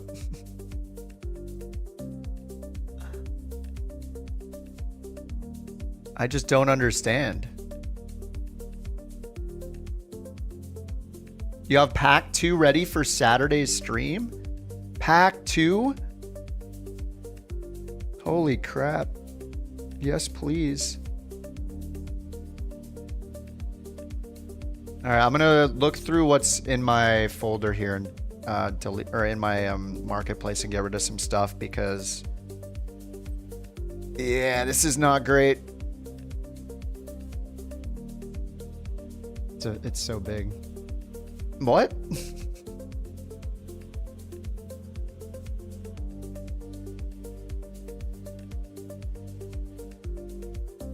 It's a hockey reference. Thanks. The keep a stick on the ice is a hockey reference. Oh, okay. AJ. In hockey, you can raise your stick above your waist. You can't. Yeah, it's called high sticking. Yeah, if you hit the puck or another player. Yeah, if you hit the puck down with your stick, it's high sticking, which is why they hit it down with their hands when it's above the waist. Isn't high sticking a penalty if you just hit someone with your stick? Or if you get hit the puck down with your stick as well? Yeah, people lift your stick up. I used to play ice hockey. I grew up playing a lot of hockey. Street hockey, and then played ice hockey for a little bit. I'm not built like an ice hockey player, but I enjoyed playing still, you know. Okay, enabled FS24, and let me see what's here that I need to get rid of. I mean, I have like liveries and stuff. Like, could it be the liveries that are I doubt it. I was feeling very optimistic about the update, so I installed other things like liveries. Great story, compelling and rich. Thank you. You don't like my story? Yeah, that's all I have. Okay. I'm going to get rid of the taxiway signs because they were floating. We don't need any of these liveries. I mean, is it the felon? I don't know. More liveries. I had the Palm Springs airport. Maybe it loaded it in and then bam, crashed it. Landing rate's not in use. Look, I bought this before the stream today. I was gonna fly it, but then I was like, I don't know if I want to learn this. I bought a Captain Sim plane to see if it was good or not. Because I don't think anybody else is going to make a L100 Hercules, so I thought it'd be funny to try it out.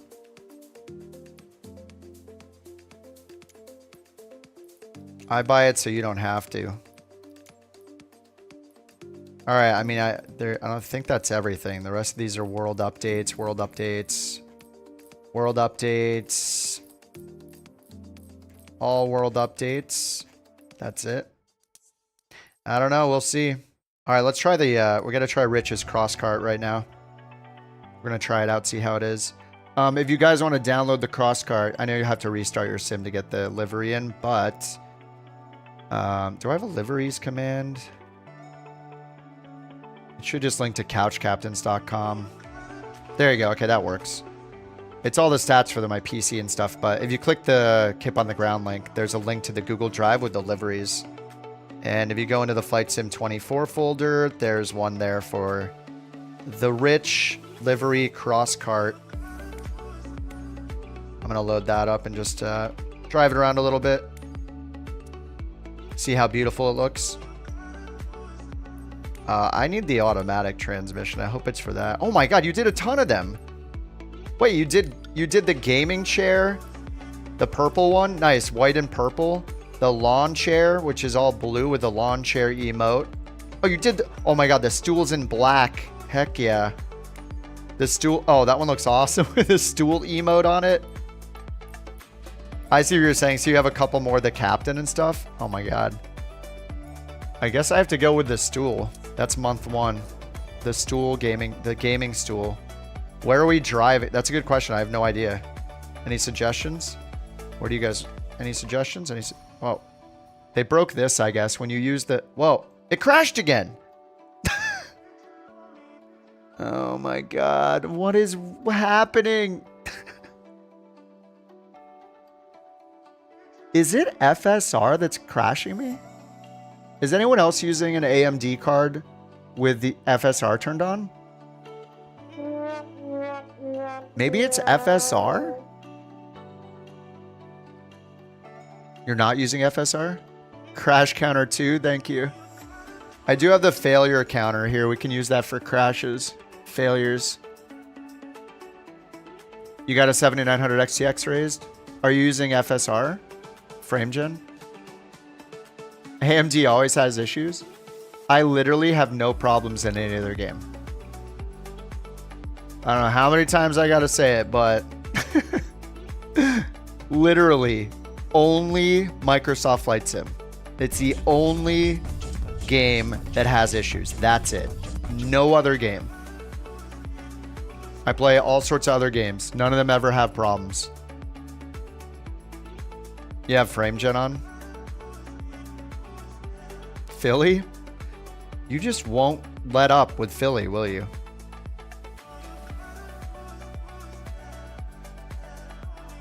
Is roller hockey full contact?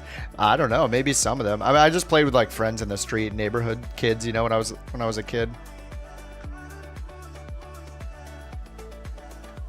It's not hardware. Yeah, Bird says it's not hardware. It's some memory fault in Flight Sim, or I don't know. Isn't that what the exception code is? A full HD wipe? Yeah, I'm not going to do that. These problems happened with Sim Update 2 at the end of its beta lifespan. I did not have any of these crashes before the last build or two of Flight Sim Update 2. Before that, I was 100% fine. I was not crashing, like at all. Everything was stable. Everything was great. So when it's only one game, I am not reinstalling Windows because Microsoft has problems with crashing. I'm just not going to do it. It is the only game I play that has problems. 478 is Bucket Gangers. I already reinstalled Flight Sim last night. Congratulations.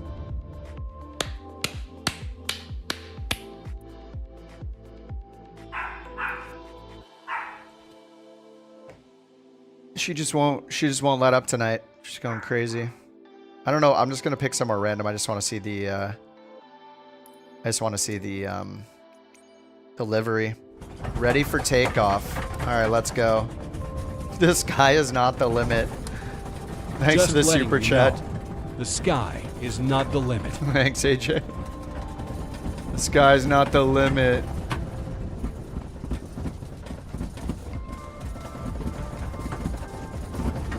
Yeah, she's very vocal. Oh, nice. Oh. Just want to see this new livery Rich made for us. I mean, during the bird trek, we're going to have to get some of these cross cart legs in.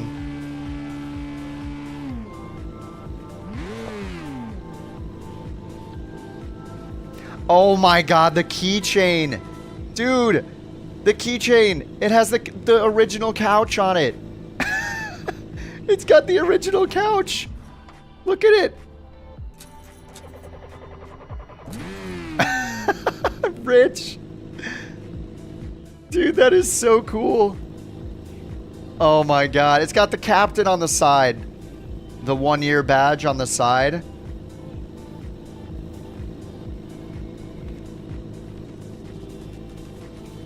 Dude, look at this.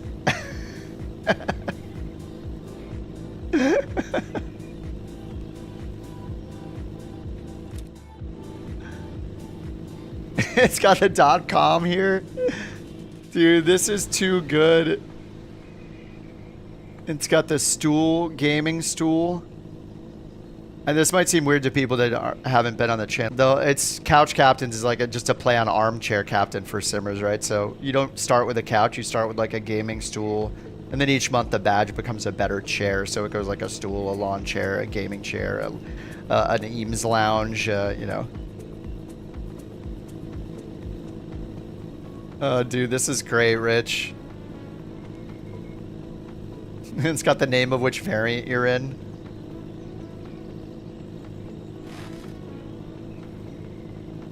These the off-road tires?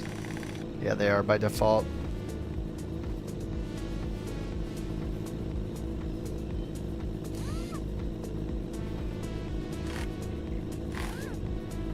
It works with both spoilers, too. Oh! Oh, wait. The flag wasn't in. Oh, my God. Dude. That is so awesome. These need to be up. There we go. That's the best configuration. Oh, my God, dude. That looks so good. I hope these work in multiplayer. Oh, I should have started near an airport so you guys could load in once you get it installed so we can see how they look. Hopefully they work in multiplayer. Look under the front frame. Oh, I can't. It says all the seats are couches. To prevent the ouches, of course. Dude, this looks so good, Rich. Thank you so much, dude. This is badass. I should have started near a near an airport, huh? I'll drive towards I'll drive towards KPPA. It looks like oh no, there's one closer. Oh, here, E42. Let me go over to E42. All right, let's get this down.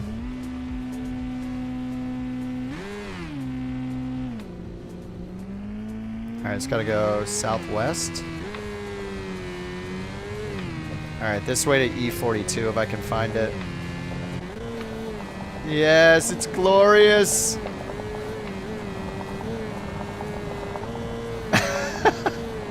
Dude, Rich, I wonder, this is so good, dude. I love it. I keep pushing my rudder pedals to steer. Can't help it. Oh, I see Rookie over here. We got the couch mobile.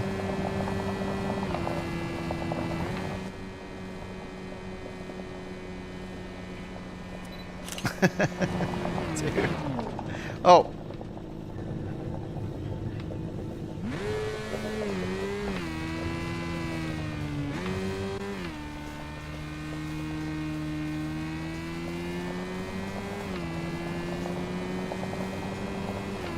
Would it be funnier if it was in the shape of a couch? Like if we had our own couch mobile? Well, yeah. That sounds really difficult, though.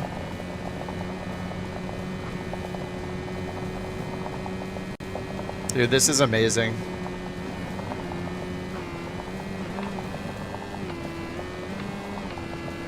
You can't do this in 2020. Well, you can do the Juice Goose, but it doesn't look... I mean, there's no grass, really. The grass, the trees, like the... Yeah, just the different biomes make it awesome, too. What's the V1? This thing can go like 200 miles an hour with the NOS turned on. Turn the boost on.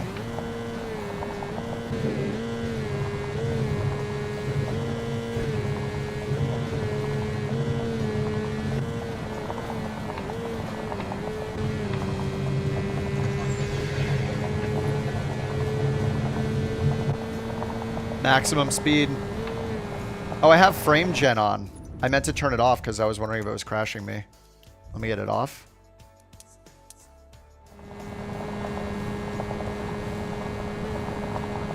Faster than a 152, yeah.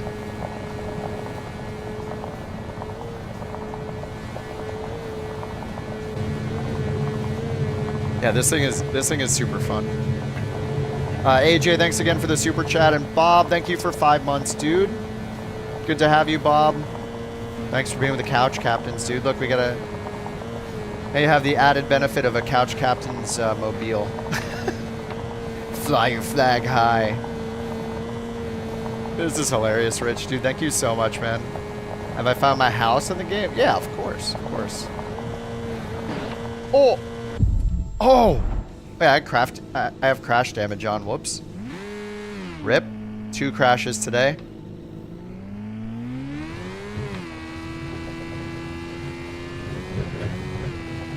Does it look like it? Yeah, it's close enough, you know.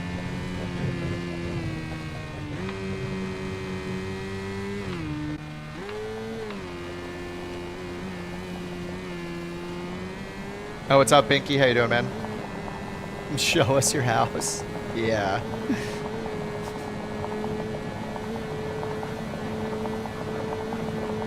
It's further away than I thought I was. 6 miles.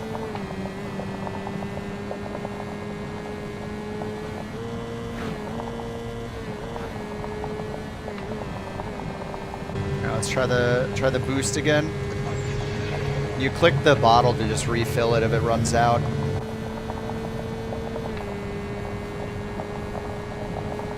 This is fine, this is fine. A racetrack? I mean, you can, but the quality of the track itself will be questionable. But there are, like, when the Juice Goose came out, the, like, ATV that Parallel 42 made, that one got updated, by the way, in the marketplace today. It's like a $2 upgrade for 2024. That one came with, like obstacle courses, you know, like jumps and stuff. Oh my god. The crash damage is always going to be dumb in this game. It serves no purpose. Like, yeah, I get it. I damaged it. Just give me the damage. Wait, it's disabled. Oh, it's the stress. Like, just, I get it. You can just damage the thing. I don't need to be teleported anywhere.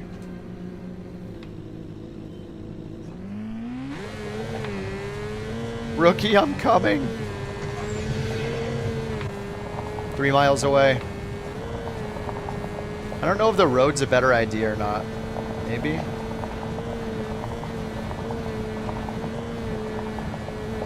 I mean, you got to assume the road will eventually let me get to the airport.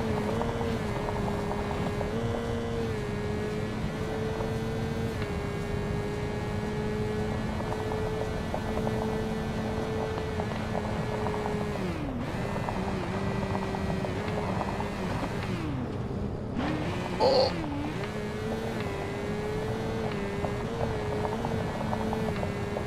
Yeah, with bird mod, we won't need crash damage. I wonder if career mode will always force it on or something. Actually, no, I think you have to have crash damage on for the timers to tick down in the wear and tear window, I'm pretty sure.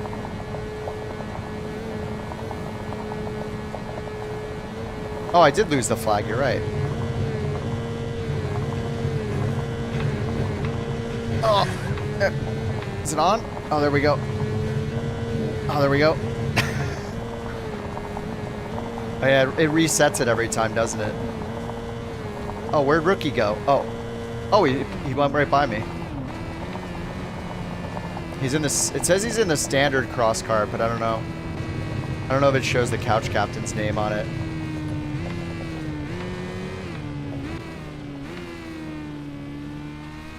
It just shows him in the standard one. Wait, did you put on the livery, Rookie?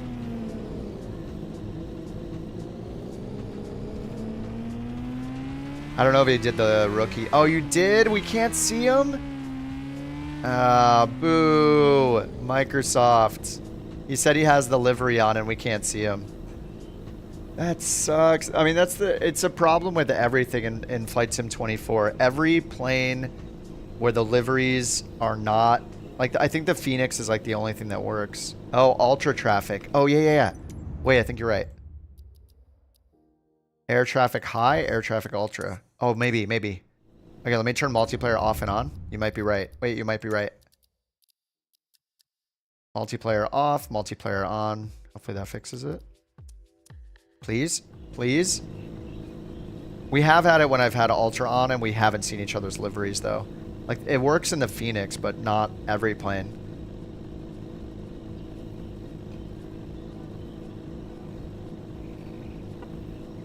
Come on. It's honking. Load delivery. Dang. What was the airport again? E42? You want to meet me at E42, rookie? I'm gonna load back into E42. That usually does it though. I think it's just not working. Wait, did I say E42 or E32? E42. Okay. We'll just check that real quick and we can do another flight. E42. Rich, this is so good, dude.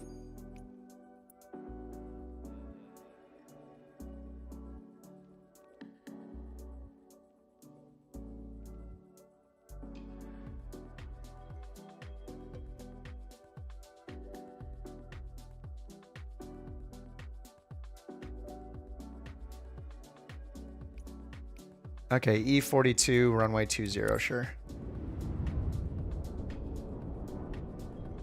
Oh yeah, I should try a different one, you're right.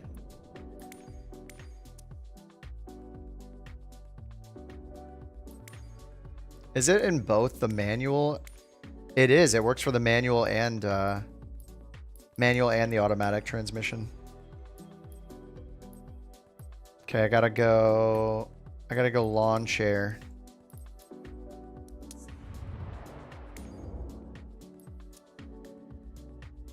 E42.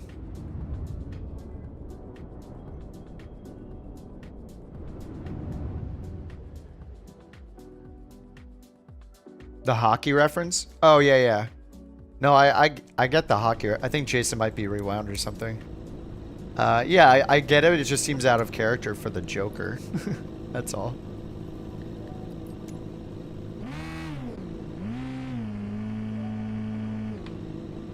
The weird YouTube stuff with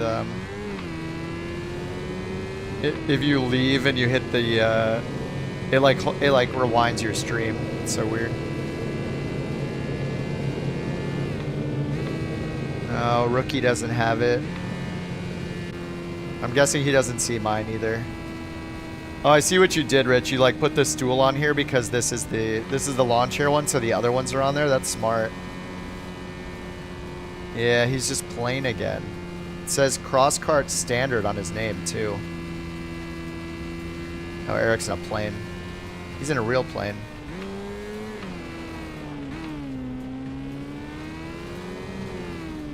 Had to go back and witness the crash. Oh my god, that was so bad. And that was in career mode.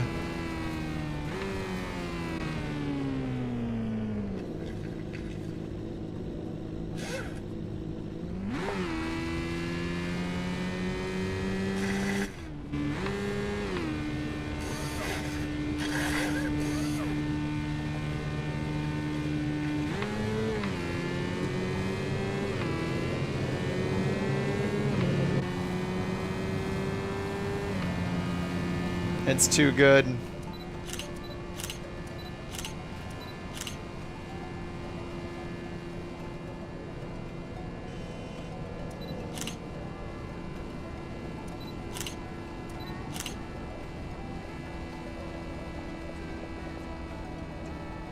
I know these wheels don't make any sense now. This is too good, dude. Thank you, Rich. I'll try to find something I can send your way, dude. The custom seat pinstripe. Oh, the seat is custom? What? Oh, the blue edge on it? Dude, there's so many details in this thing. What the hell? Oh, that looks so awesome. Yeah, the piping on the seat. Dude, you overdid it. This This is so awesome, Rich. This is so good, dude.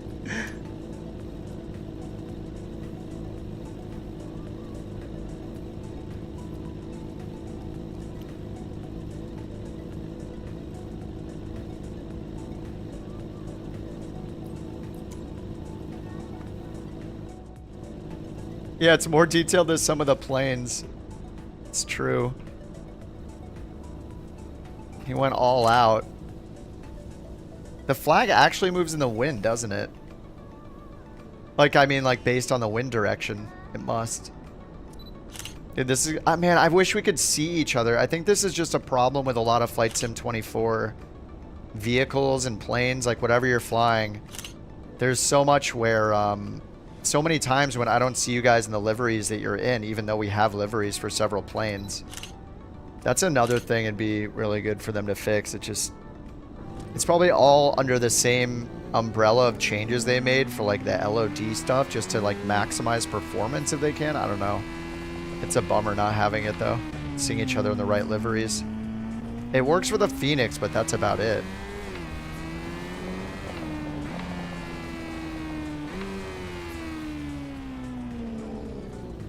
Bucket, no. Now we're not gonna. Now we're gonna go. Now we're gonna go to JT's airport first. It's like every 5 minutes. God, it's just... You know when you ask over and over and over for something, it makes somebody not want to do it. It's just a natural response, I think. I can't help it. KMHR. Where's KFAT? Oh, Fresno, right. KFAT to KMHR. How far is that? We'll do Philly after this if Bucket can chill. It's like every stream. Oh,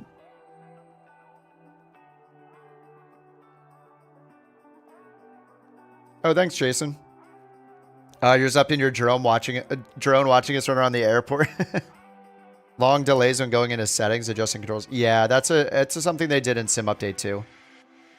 It's just a change they made. Like, I'm guessing that there's problems when you're changing this rapidly. So it's like loading your keyboard settings before it lets you do anything. So if you change to something else, it loads it all in, loads the presets.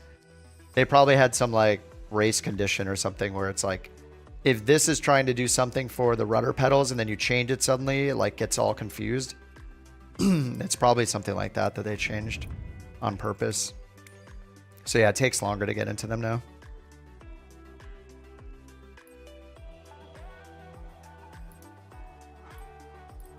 What other planes do we want to see? Let me look at the release notes real quick and see what got lots of updates, maybe. Development updates. Yeah, so I didn't see the May 15 development update here. Sim Update 2. Sim Update 3 beta begins tomorrow. Yeah, that's crazy. That's going to be exciting. Beta for Sim Update 3 starts tomorrow. Watch for a new post outlining the update process. Steam users will not be impacted. Full details will be in tomorrow's announcement. That's exciting. I can't believe they're doing it one day. I mean, maybe that's why they delayed the release of Sim Update 2, as they were like also preparing for Sim Update 3 and making sure it's ready for the beta at the same time. I don't know. Sim Update 16. Oh, they are making a Sim Update for 2020. I've been saying 2020 is not getting any more updates, but I forgot they're going to do a couple more. Is it just for the rest of this year? Okay, well, that's cool. A very unexciting 2 weeks. The paddle shifters change color with each card. Oh my god. Rich went all out. It's so awesome, man. You did an incredible job, dude. I appreciate it. It's beautiful. We got to do some bird trek cross cart legs now. Okay, so I'm not sure if of all the planes that got updated, There's so many LOD fixes too for all sorts of airports and planes. Aircraft gameplay. ATC. I don't really use ATC that much anyway. It's not super interesting. I know they fixed some like pronunciations and stuff. Okay, speed constraints for IFR procedures. Issues with SIDS.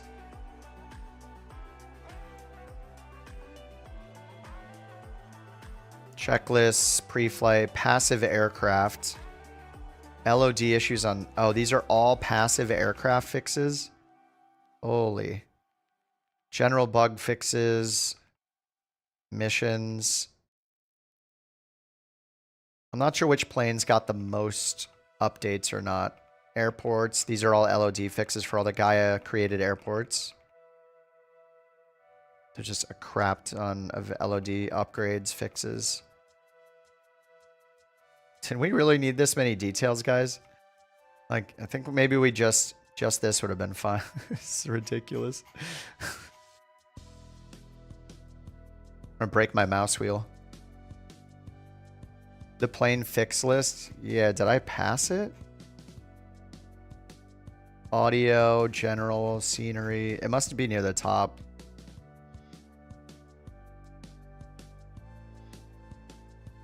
Oh, aircraft updates. Yeah, whoops. So, aircraft, Optica, Air Tractor, Atlas. You guys say the it's not the 310, it's the 330 that everybody loves, right? Compared to the other ones. Engine audio is quieter.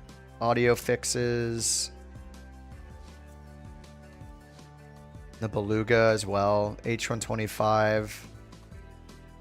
Albatross, Pitts. Which plane didn't they upgrade then? Oh, the King Air got some fixes.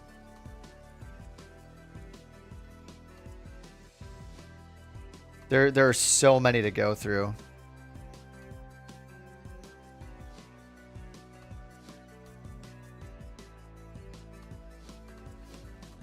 $747. All right, let me just look for like Corvallis. Oh, nice, dude. This is one of the more solid planes.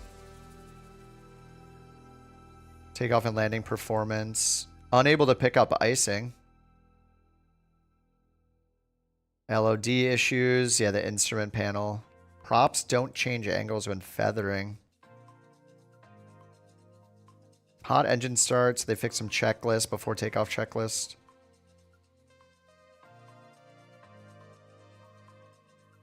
All right. How long is this flight actually? Let me look. Fine route. Hopefully we get a route that makes sense. Whoa. How long is this? Oh, it's only 42 minutes. Yeah, that's fine. We can do a longer flight. We can always use time acceleration. That looks fine. Let me just change the livery on this guy.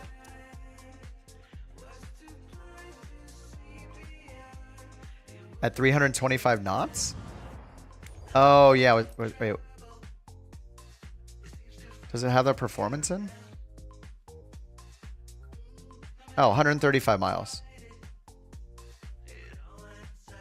Oh, it got rid of the VFR pattern.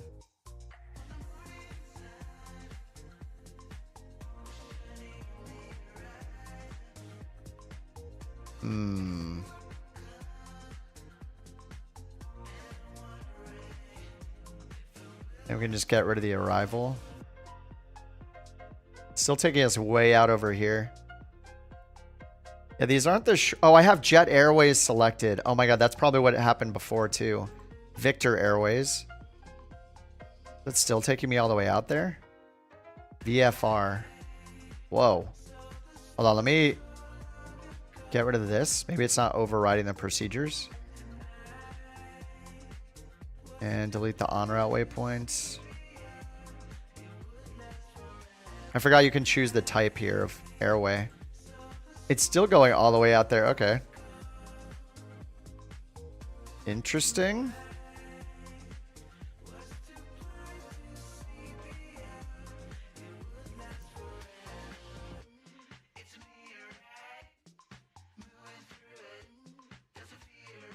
Okay, find route Victor Airways.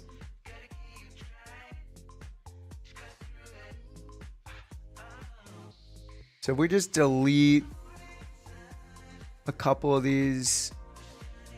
Yeah, just remove the arrival. And then remove OAL and nickel from the en route. Oh, that's part of the departure. All right, we'll just do direct, whatever. We'll just fly around. We'll just fly direct, I guess.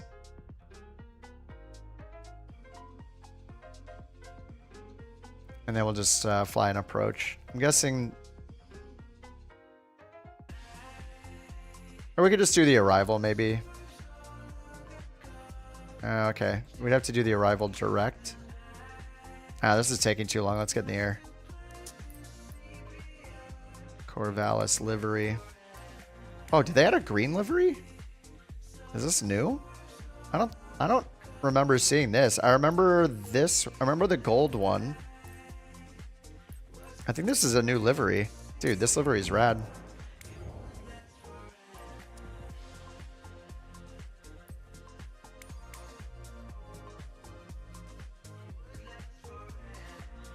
The Kermit livery. Hey, it's beautiful, okay?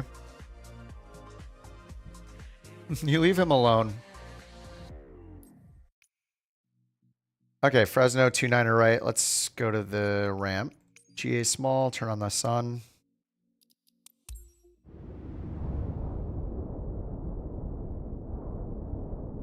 Any tips with CJ4 not climbing in flight change mode? Are you changing the target speed with the speed knob, Adam? And you set a selected altitude with the altitude knob. You hit FLC. You should just climb in 240 knots in the CJ4. Use the speed knob and set the selected speed to 240. That'll appear above your airspeed strip, airspeed indicator on the on your PFD. And Sim Update 2's felt kind of lonely. It's going to be interesting just seeing people again. Alright, Control E. We'll just do the quick start.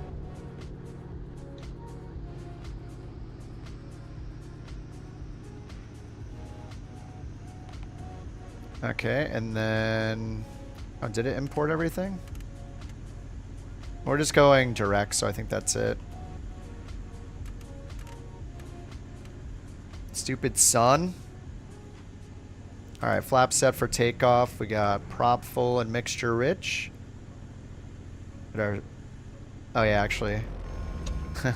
Well, they didn't fix that. It doesn't make any sense still, but they made it so the speed brake or spoilers axis moves these like this, which... Oh, they made it not a button press anymore. You can actually control how much they're out.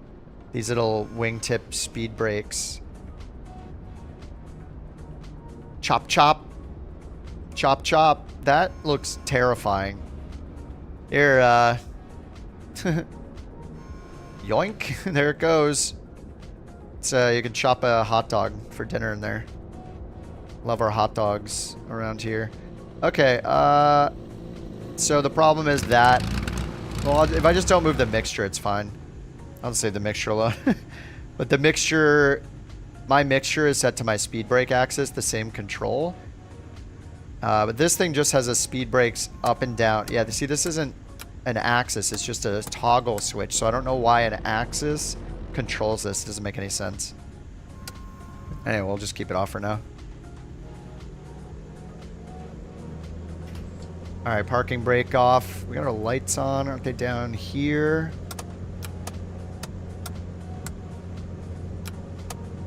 Sure.